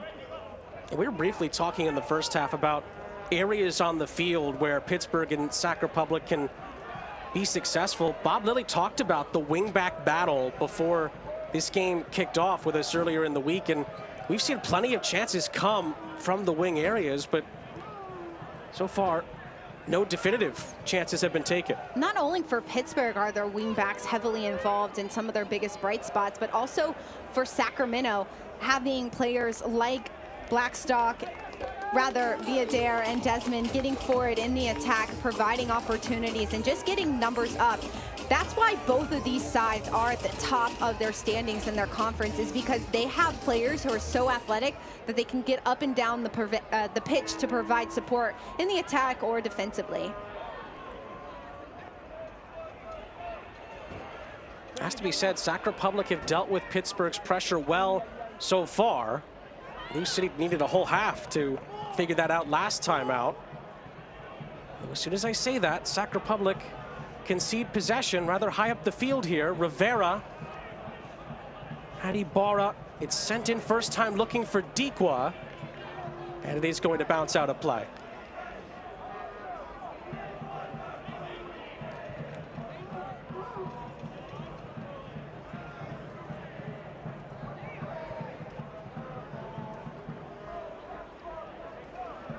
You see Arturo Ordonez there. Bob Lilly on multiple occasions has talk to us about how important he has been throughout this season. Another player that's been growing into his game this season. So many of these cornerstone pieces of this Riverhounds campaign were more of role players last season for Pittsburgh, a team that did get to go to the Eastern Conference semifinals, although Lou City did knock them out on penalties. They're hoping this year could be different. The Riverhounds have come close to playing for the trophy. Will they get that opportunity? Of course, getting a 1 seed in the East, just asked Lou City last year, could certainly provide a path to getting to the championship game, and that's why games like tonight are so important for Pittsburgh and, for that matter, Sac Republic. Pittsburgh, as soon as the whistle blew, Sean, you said that marks we are directly in the middle of the season. Pittsburgh, a team that just has to continue to be consistent. So does Sacramento, to find themselves over the hump and continue to be in that 1 or 2 spot to make sure they make the playoffs. Marauding run here from Ordonez, who almost got all the way through. Ibarra tries to keep the attack alive. Blackstock recycles Osumanu. Ordonez nearly got through an entire side of Sac Republic's back line. Pittsburgh settle for a throw. Forbes in tight quarters wins a corner.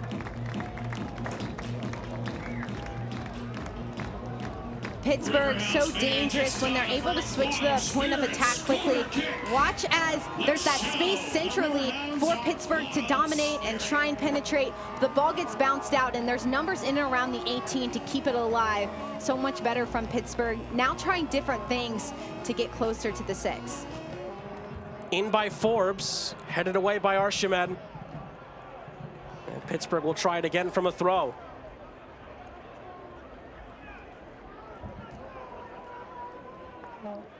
Boy, this game has just felt like it's been on a knife edge for so long. Vuvuzelas, some of the most annoying things if you're a parent, and the funnest thing if you're a kid. All part of the atmosphere at Highmark. Did you ever have one as a kid where you just go around the house and just destroy everyone's eardrums? I did not. No, that was a... You're a good kid then. It was a... Some would disagree, I think. But that was a South African World Cup staple back in 2010. And it has continued to be part of the soccer zeitgeist, if you will.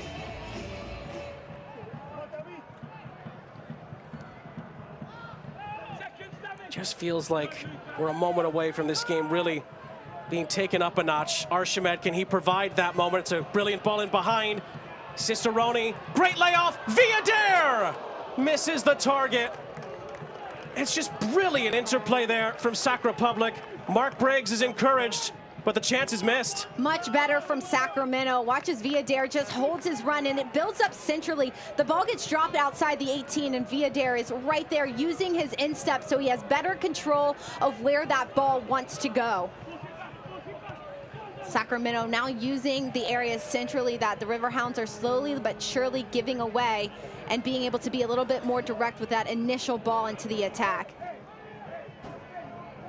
One note that Bob Lilly told us about Russell Cicerone, again, not just known for his goals for Pittsburgh and Sac Republic, but his assists as well. Just said it's down to his instincts. He's got one of the best feels for the game that you'll see. And we saw it on display there. It was just so natural the way he was able to create that opportunity. And Villader, how unlucky is he? It was a great strike, but he misses the target. Villader, those types of balls dropping to his feet only happen so often, and Cicerone is a player, not only can he score and had quite a good look on frame, but he knew he didn't have the best vantage point, so recognizing the space, being a good team player, and trying to find the next best option. Mike's Beer Bar is the official watch party location of the Pittsburgh Riverhounds. Meet me at Mike's. Hour gone here in Pittsburgh. That was probably Sac Republic's best moment of the game so far. But Damia Villader, so unlucky, misses the target. And we stay scoreless somehow. Kenardo Forbes. Oh, delicately played here down the line. Rivera's ball in. Ooh, is there a push in the back there? Referee waves away any appeals from Albert Dikwa, and we play on.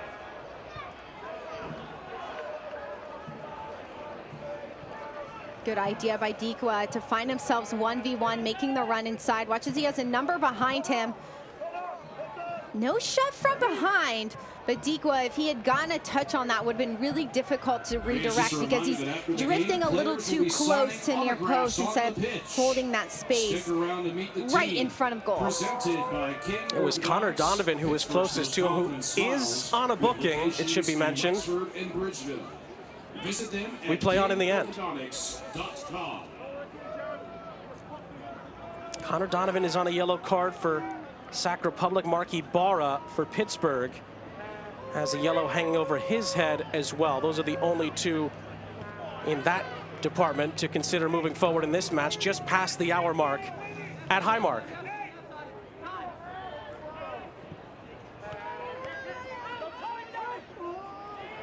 Villader.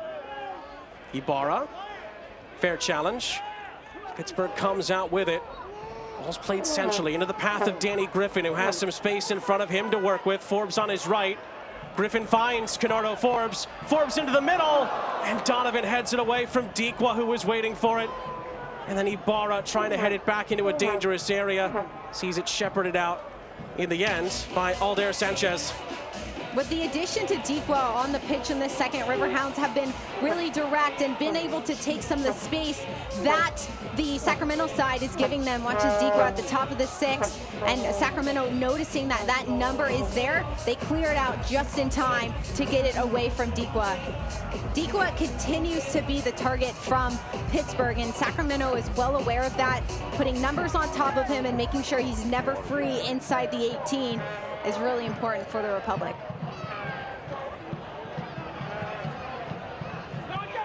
Sac Republic come on the attack again here. Villader stood up by Ilal Osumanu.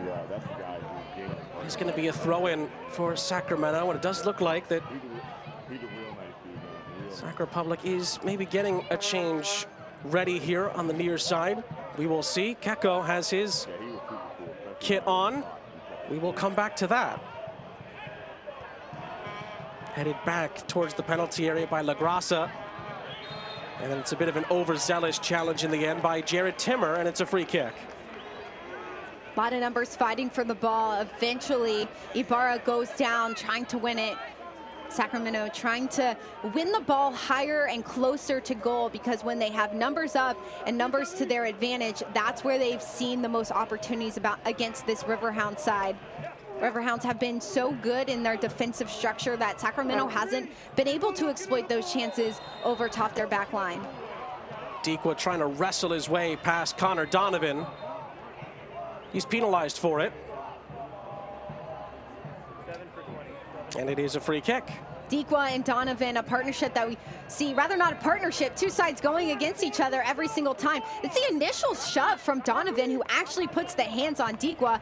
Dikwa gets free, and the referee sees the hands from Dikwa. Both sides are going at it in this game, and it will be a fight until the very end, because the Riverhounds are going to continue to try and get Dikwa the ball. Ooh, that's touched into the path of Albert Dikwa. Albert Dikwa in for Pittsburgh. Vitiello stops him. It's not definitively cleared yet. Junior Etu, he will shoot. It's blocked. Etu keeps on going. His cross into the middle is blocked away. Still not cleared. Forbes chips it in. Dikwa sees it headed away.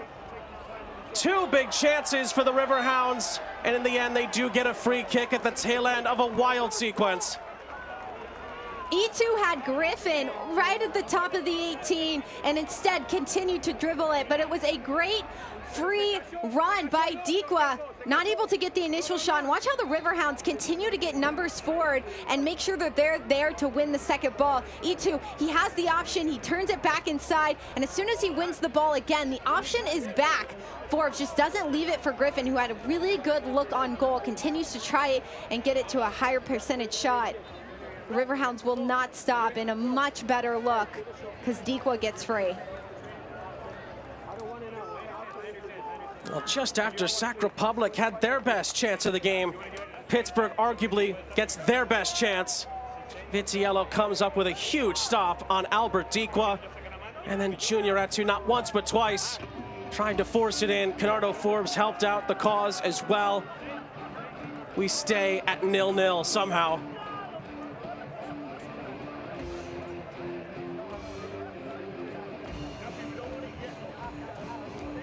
And we were right, Sac Republic is getting a change ready.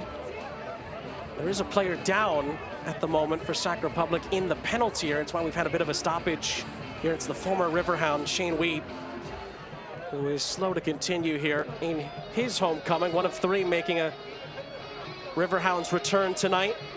Vitiello making the big stop a few moments ago, and Cicerone has also been very active. And of course, the Pittsburgh citizens here also taking in Ed Sheeran, we're told. Stadium not too far away, of course. Beautiful night for a concert from soccer. I'm sure at Highmark Stadium you could hear some of the music from Ed Sheeran because it is just across the river. You got a favorite Ed Sheeran song? Well, I was going to say, first and foremost, there's not a seat in the house here at Highmark. I can't blame them if Ed Sheeran's the second option here. But there's... I don't blame him. I'm not a huge Ed Sheeran fan. I'd much rather take in a soccer game.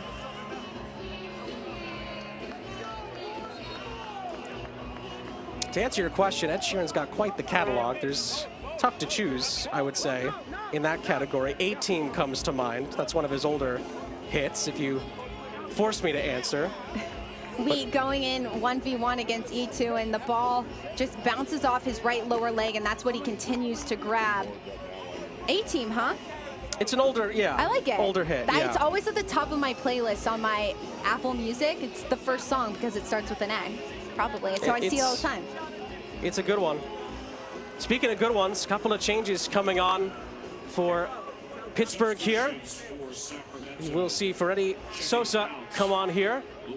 And that is going to be that for Matt LaGrassa. He exits for Sac Republic. And Keko is going to come on as well. And Shane Wheat comes off. So Wheat's injury forces him off. That's why Ferretti Sosa has come on. Matt LaGrassa was already scheduled to come off for Mark Briggs. Keko could certainly make an impact in this game. Comes on as a substitute. So both teams now have used 2 changes. Just over 20 minutes to go. In the end, the free kick is taken, but Vitiello has a comfortable save on the attempt from his former teammate, Canardo Forbes. And that's a miscue from Sanchez. Pittsburgh gets it right back. Forbes for Ordonez. And that is taken away from him. Keko has possession for Sac Republic.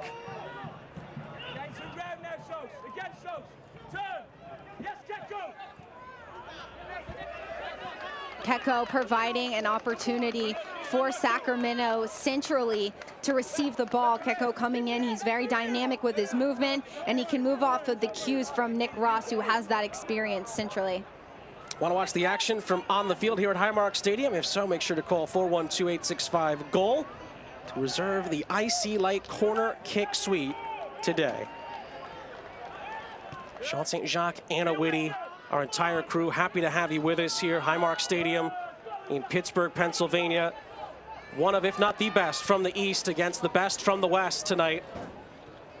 We've had so many chances for a breakthrough moment. It just has not occurred yet.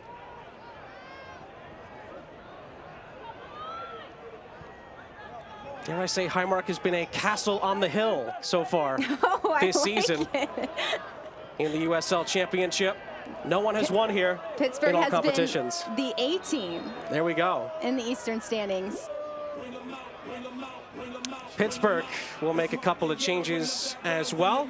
We were wondering when Robbie Mertz was going to appear. He appears now along with Edward Kizza, who could certainly be a game changer in this game as well. And it appears that Canardo Forbes is going to be one of the two sacrificed here. After another great shift, Mark Ibarra is going to come off as well in a double switch.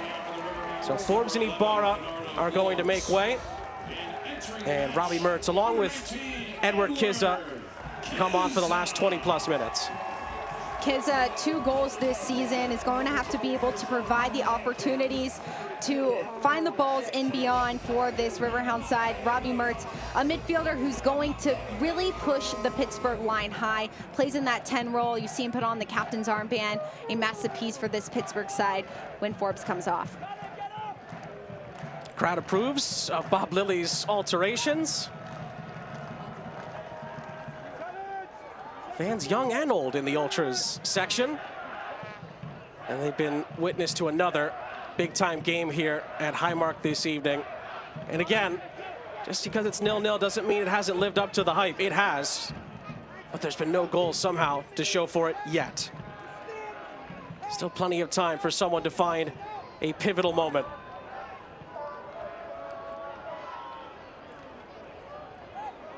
Etu's header. Sac Republic won it back for a moment. Mertz collapses on it, and the visitors reset with a throw on the far side.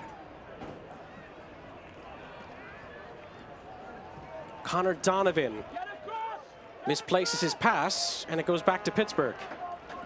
Donovan has had a lot to handle in the second half against Digua. He's handled it very well. He's been moving his feet well.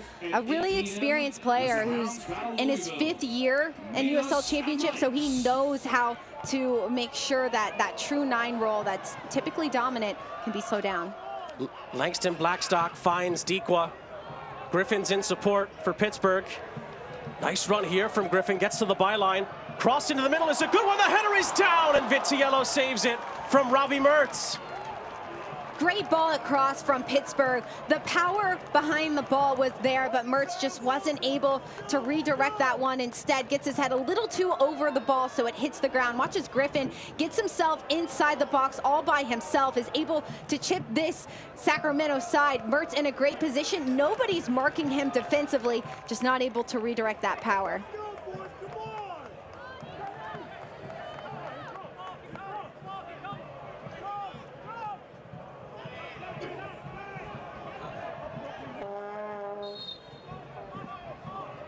Sosa in for Keko. Sent all the way back to Connor Donovan as Sac Republic gets their bearings straightened once again. Ball is floated down that far side. Arturo Ordonez is on the case, but concedes a throw.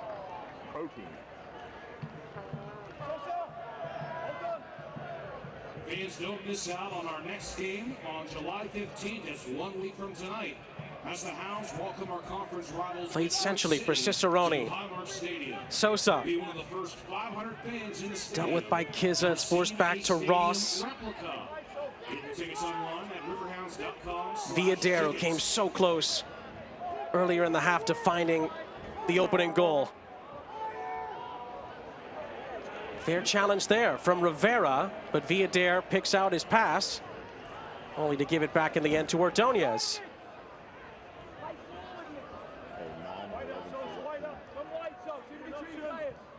Donovan had the right idea here, but it's going to be shepherded out for a throw-in as Langston Blackstock was able to get there first. Now then, Griffin stays on his feet. Blackstock in support.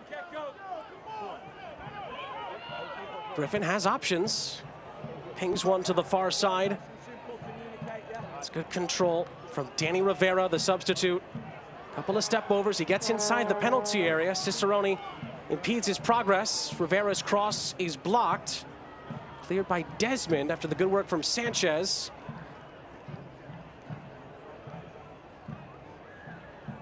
When the ball is played down the line, Farrell can reset. Select, the official match ball supplier of the USL Championship and many elite leagues throughout Europe. Visit www.selectsportamerica.com for the latest Select products, specials, and more. Select, the player's choice. That leads us into our second half hydro break with just over 15 minutes left in what has been a great contest so far. Sac Republic is going to take this opportunity to make another change here. Lee Desmond, he's going to come off. And we do see Johnny Fenwick come on. Fenwick started in the back line for Sacramento last week. Now getting the opportunity in a wingback role for the Sacramento side. He has the athleticism, the ability to get forward, has plenty of experience in the league after playing 31 games last season with FC Tulsa. So he brings that fresh legs, and that's what Sacramento needs, is an extra level to their game, because Pittsburgh has Dikwa and they're continuing to find their feet. He's been successful getting this Riverhounds side inside the box.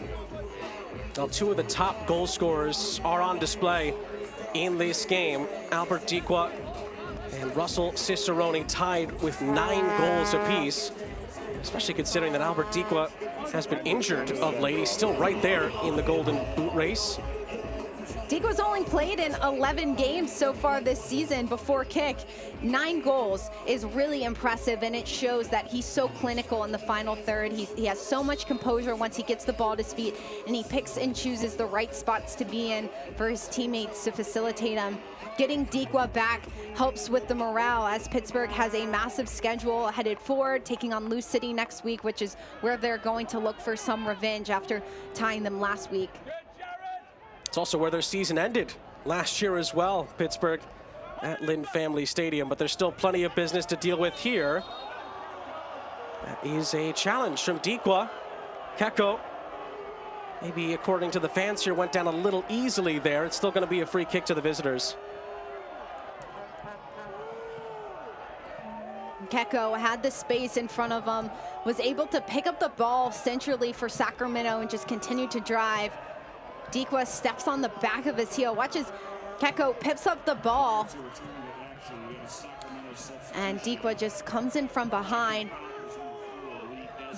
Watches just the tip of Dikwa's left foot gets on the back heel of Keko rather. Dikwa was booked for that challenge. We play on. Blackstock clears the ball out of the Pittsburgh penalty area. Headed forward for Dikwa. His touch takes it a little bit too far back, but the Riverhounds pick up the possession only for a moment. Out of play it goes. Well, not much has separated these two tonight. So I'm hesitant to ask this question, but what is going to be the difference down the stretch? Both teams have had huge opportunities. Maybe just who's more clinical? Is it that simple? It's that simple. Both sides have to be clinical, and for Sacramento, they have to start to find balls over the top in transition. They haven't been able to find Cicerone's feet or anybody in the attacking third to be dangerous. For Pittsburgh, continuing to find Dikwa, players out wide like Griffin to find Robbie Mertz centrally. There's options, but just making sure that the details are taken care of. It's a Sacramento throw in front of their coach, Mark Briggs.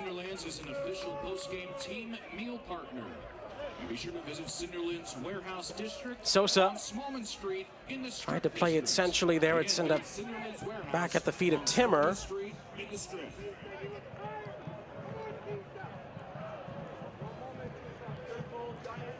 Threaded through nicely for Cicerone, but he's dispossessed.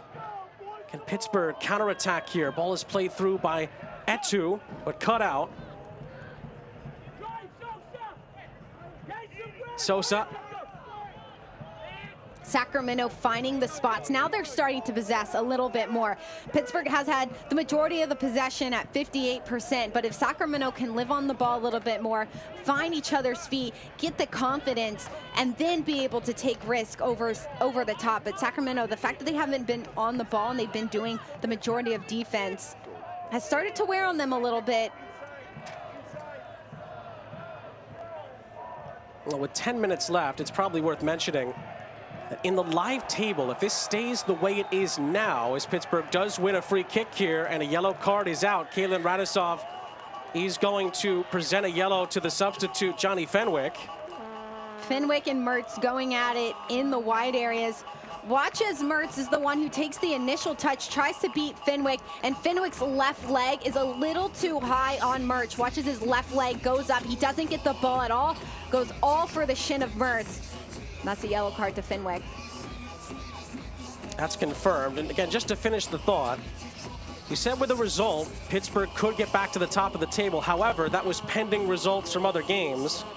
Tampa Bay is leading Oakland by 2-0 at the moment. If that all holds up, the Rowdies would go back to the top of the Eastern Conference. Pittsburgh would stay in second. Charleston would drop from first to third. But there's still more to play out here. Ball comes in, Osumanu trying to get his head to it. Pittsburgh recycles, Blackstock. Still plenty to aim at back in the penalty area. Griffin to the far side. Mertz couldn't keep it in. And it's a goal kick. A ball a little too heavy to Mertz out wide. Continuing to be aggressive and confident in the wide areas is this Riverhounds side. They've had their chances, they're confident, it's just being a little bit more clinical, and Pittsburgh's only had 2 shots on target here in the second half. With the amount of chances they've created, that number has to be a little bit higher. Substitution for Pittsburgh. Luke Biasi is on. Langston Blackstock, after a good shift, heads to the bench. And that is, I believe, the last change Bob Lilly can make tonight. So all the fresh legs and fresh talent from the bench is out there for Pittsburgh. Will it pay off for the Riverhounds as we get towards the dying embers here? First touches here for Luke Biasi off the bench. Played well last time out against Lou City. Here's Griffin. Osumanu. Farrell ends up giving the possession away.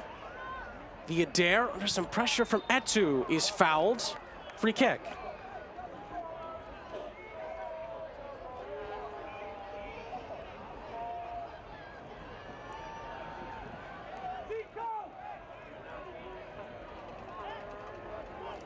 Well, North Cali rivalry takes center stage from the USL on ESPN continues. Alex Dixon leads a potent Monterey Bay FC attack against Paul Blanchette and a staunch Oakland Roots SC. It's Monterey Bay, it's Oakland Roots.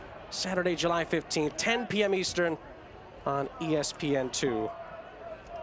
Pittsburgh continuing to stay in possession. They've had 24 touches in Sacramento's box. Sacramento only 8 touches inside the box, showing how much Pittsburgh has been building up to get that final opportunity inside the box. 24 touches inside a box has to result in more than just 3 shots on target. Mertz for Pittsburgh. Player for the Riverhounds down behind the play. Riverhounds get on with it anyway. Kizza. Biasi. Sosa defends. Biasi now has 2 on him. Great shape again from Mark Briggs's boys here defensively, but Griffin tries to play the ball in behind. It's again snuffed out, but Ordonez sends it right back in, and Vitiello is well positioned.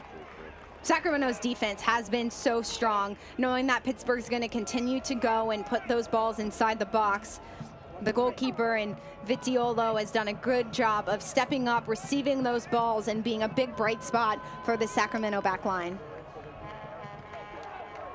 Well, Sac Republic still has a couple of changes remaining. We're told that one of them is getting ready at the moment. We'll await confirmation on that. Sacramento regains possession with 6 minutes of the 90, plus some potential injury time on the back end to play. 12-game unbeaten run going back to last season at Highmark for Pittsburgh is at stake.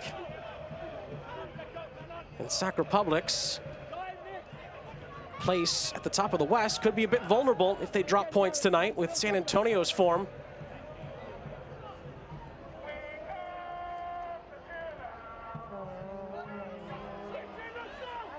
Chance here for Sacramento. Cicerone with a vicious run and strike. In the end, he does not find the back of the net, I should say. Cicerone recognizes that there's only so many chances from Sacramento, so why not take this on your own? Watch as Cicerone feels the pressure on his back, and as soon as the second defender starts to close down the space, that's when he can release the ball. Just doesn't get himself over the ball enough, but plenty of pressure, or rather power on the ball. 2 changes for Sac Republic. That is going to be it for Russell Cicerone in his Pittsburgh return. Zico Lewis will come on to replace him. It was a good shift overall from him.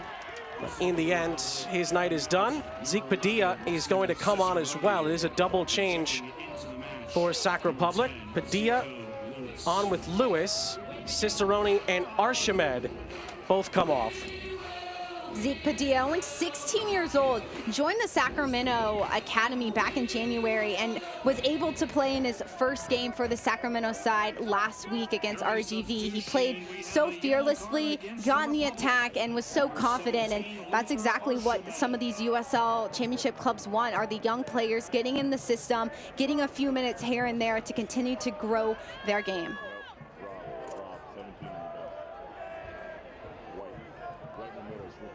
We've been told that on his way out, Luther Archimed was booked for time wasting. He's coming off the field too slowly, we were told. Kalen Radisov gave him a parting gift to take with him to the bench. A rude one at that, but a gift nonetheless. No Ed Sheeran tickets. Sosa cut out by Biasi. Well, we've seen an Ed Sheeran concert. The train has been by once or twice tonight here at Highmark as well. We've seen the boats as well. We've seen a great game, it must be said. We just haven't seen a goal. There's 3 minutes plus stoppage time to change that. Both sides have been so organized in this game that a lot of it's going to be played inside the 18s because it's going to become part of a chess match, and that's what we've seen. However, the Riverhounds have had more opportunities in the final third to exploit this back line of Sacramento, but they've been so sound defensively that there hasn't been as many chances as probably Coach Lilly would like to see. Luke Biasi was booked for stopping the throw-in. As it was being taken, it appears, and it's a free kick in front of Mark Briggs for Sac Republic.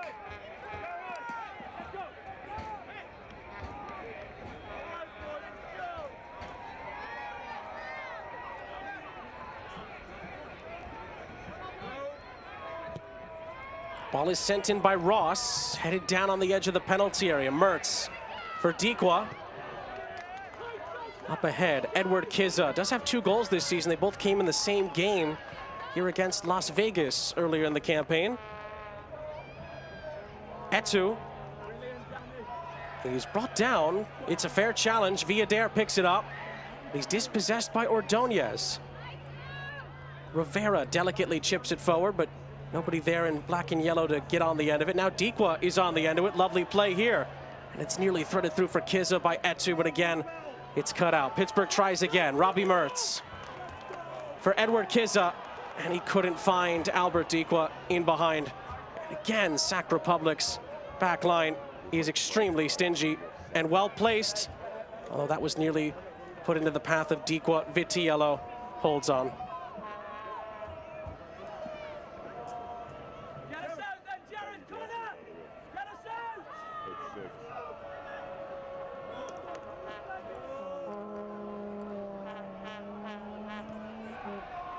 Vitiello sends it forward as we enter the 90th minute.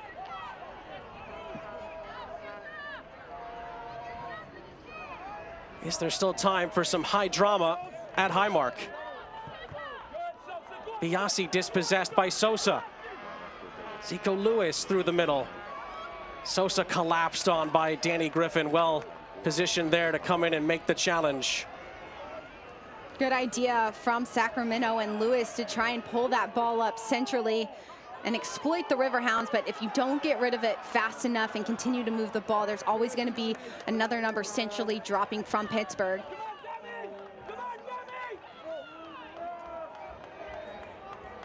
Rivera for Ordonez. We'll have to see how much stoppage time there is going to be left. We're told there might be a big chunk. Here's Biasi. Biasi sliding it through. It's back to Biasi! Parried away by Vitiello. Sosa clears as we enter 6 added minutes at the end of the match. Biasi dribbling centrally creates a great opportunity for himself on frame. Watches this ball gets played inside by Biasi, and he just continues his run, but he makes sure that he gets on the other shoulder of the Sacramento player, which opens up the space for him to take that shot by himself, just not able to find side netting. Osumanu back to live action here. Farrell Can Pittsburgh find a late winner here? Rivera. It's a fair challenge, and it is a throw-in to Sac Republic.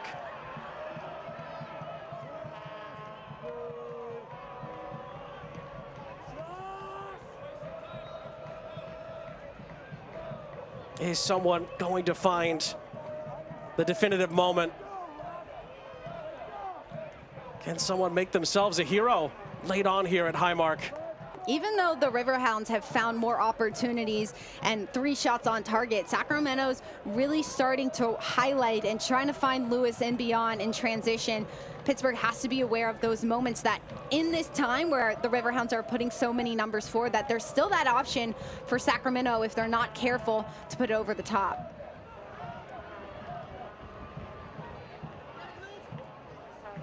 Zamudio will reset for the Riverhounds.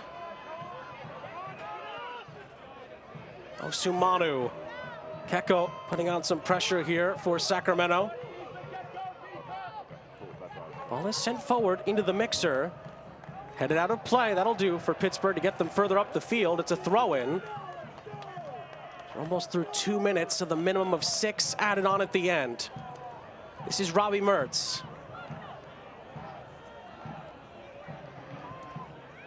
Pass through again, looking for Mertz. Out wide it goes. Cross comes in again, and Vitiello fields it rather nicely inside of his own 6-yard box. Vitiello so strong, knowing exactly when he needs to step up because Tikwa is making that run inside. Now just killing the clock because Pittsburgh continues to get those opportunities.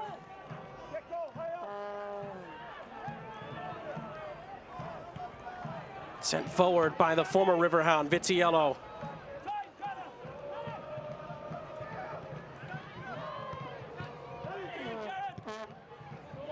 Ball is sent down the line. Looking for Zico Lewis. Lewis goes on, but runs out of room. Brief moment there where he maybe could have made something of that, Zico Lewis.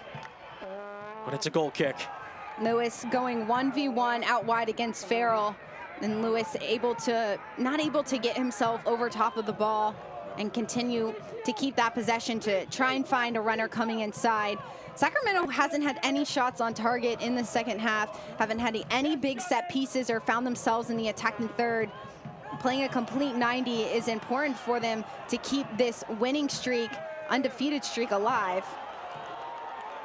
It is going to be a free kick here for Sacramento. And Tikwa, should be said, on a yellow card. That was a bit of a dangerous challenge. We get another look. Tikwa trying to win the ball after he initially loses it and instead just clips Sanchez in front of him as he's trying to win that ball back. Tikwa has to be aware of where we're at in this game and make sure he doesn't make any weird fouls that puts his team in a compromising position with 2 minutes to go. He's out for a goal kick. Well, this one might be even more of a head scratcher if it stays like this than the Lou City game last time out. This game had even more opportunities for both teams, Pittsburgh in particular. Of course, Pittsburgh had a goal ruled out for offside against Lou City last time out. But can they find a late chance, a late winning goal? Keko, oh, it's beautifully done, right off Biasi, and Sac Republic keeps possession. Great composure from the substitute. Sacramento knows what it's like to drop a point in extra time. Against RGV last week, they dropped a point in the 96th minute. Could have taken home a win, but it was a great strike for RGV. So this is where Sacramento knows they have to be clinical and locked in defensively. Keko that time, not as composed, gives away a free kick to Luke Biasi. And this is a really good chance for Pittsburgh in the final minute. Keko a little too dangerous with that right leg. Instead, use your left leg to make that tackle because it wouldn't be a foul against and you wouldn't have gotten your foot tangled up with the other player. Well, this might be the last chance, the last big chance of the game. Pittsburgh's unbeaten run is still just about at stake, but you see Keko booked there for dissent after he gave away the free kick. They have a chance to win it in the latter stages here, in the dying embers. In by Mertz. Nearly a chance to head that down at the back post. Not quite, though. Padilla tries to lead the break here for Sac Republic. Can they land a sucker punch at the end? Atu, he's there with a well-timed challenge. It's Sac Republic's throw. Pittsburgh wanted that. Let's going to stay with the visitors here. And a yellow card has come out at the tail end of that play against Pittsburgh, it looks like. We've had the 6 added minutes. Referee puts the mouth, I should say his whistle to his mouth. And that is that in Pittsburgh.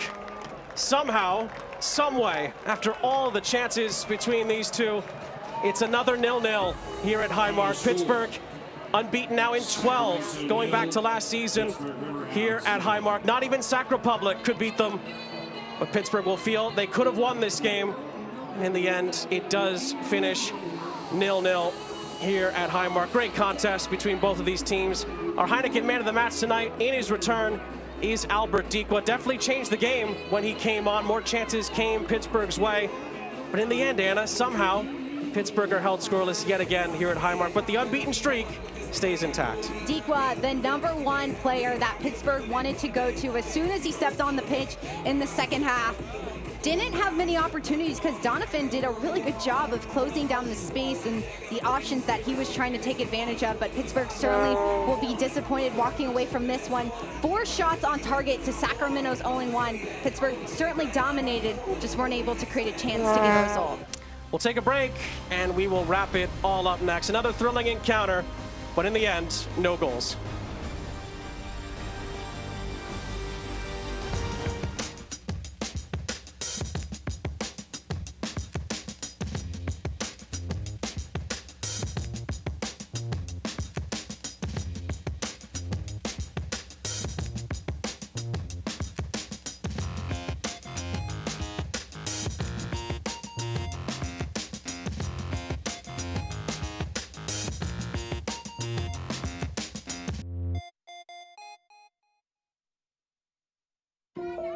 At AHN, we see you when everything's going great.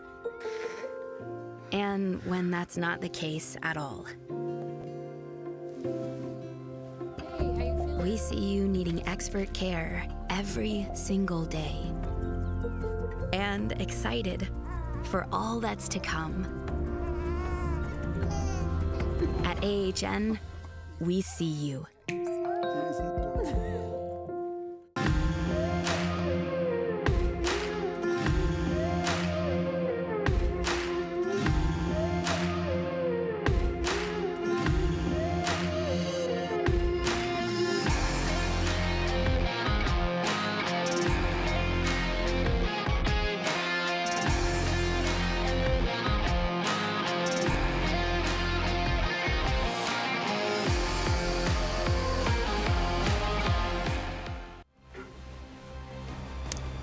Sean St. Jacques, Anna Whitty back here to wrap things up between Pittsburgh and Sac Republic. Highmark has its wall stand firm in the end. The unbeaten run goes on here in Pittsburgh, but it does finish 0-0. Both teams will feel like it is points dropped. It feels like, at least. Both teams had chances to win this as we look through the second half highlights. We begin in the 50th minute with the Riverhounds turning the screws.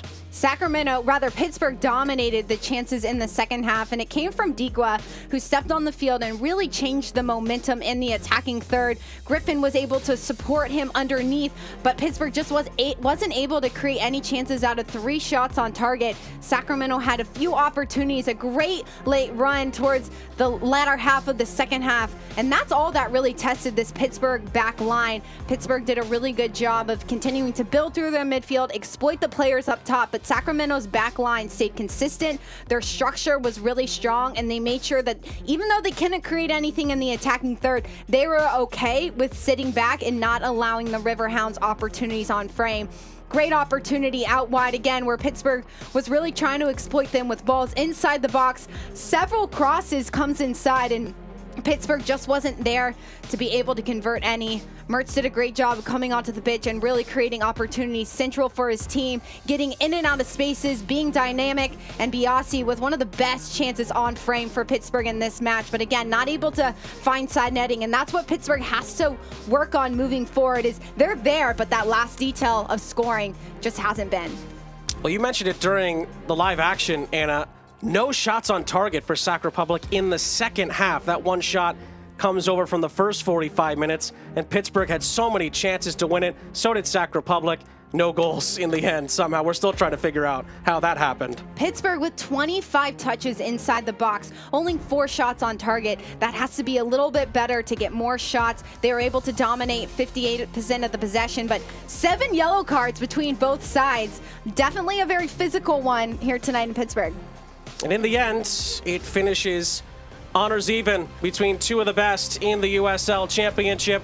Pittsburgh's unbeaten run goes on, 12 unbeaten at home in all competitions this season, 13 when you go back to last season. Sac Republic stays towards the top of the Western Conference after their first trip to Highmark. And for Anna Whitty and our entire crew, I'm Sean St. Jacques. So long from the Steel City. It finishes honors even in another great game here at Highmark in Pittsburgh. This copyrighted telecast of the United Soccer League Championship cannot be retransmitted, rebroadcast, or reproduced without the expressed written consent of the United Soccer League Championship.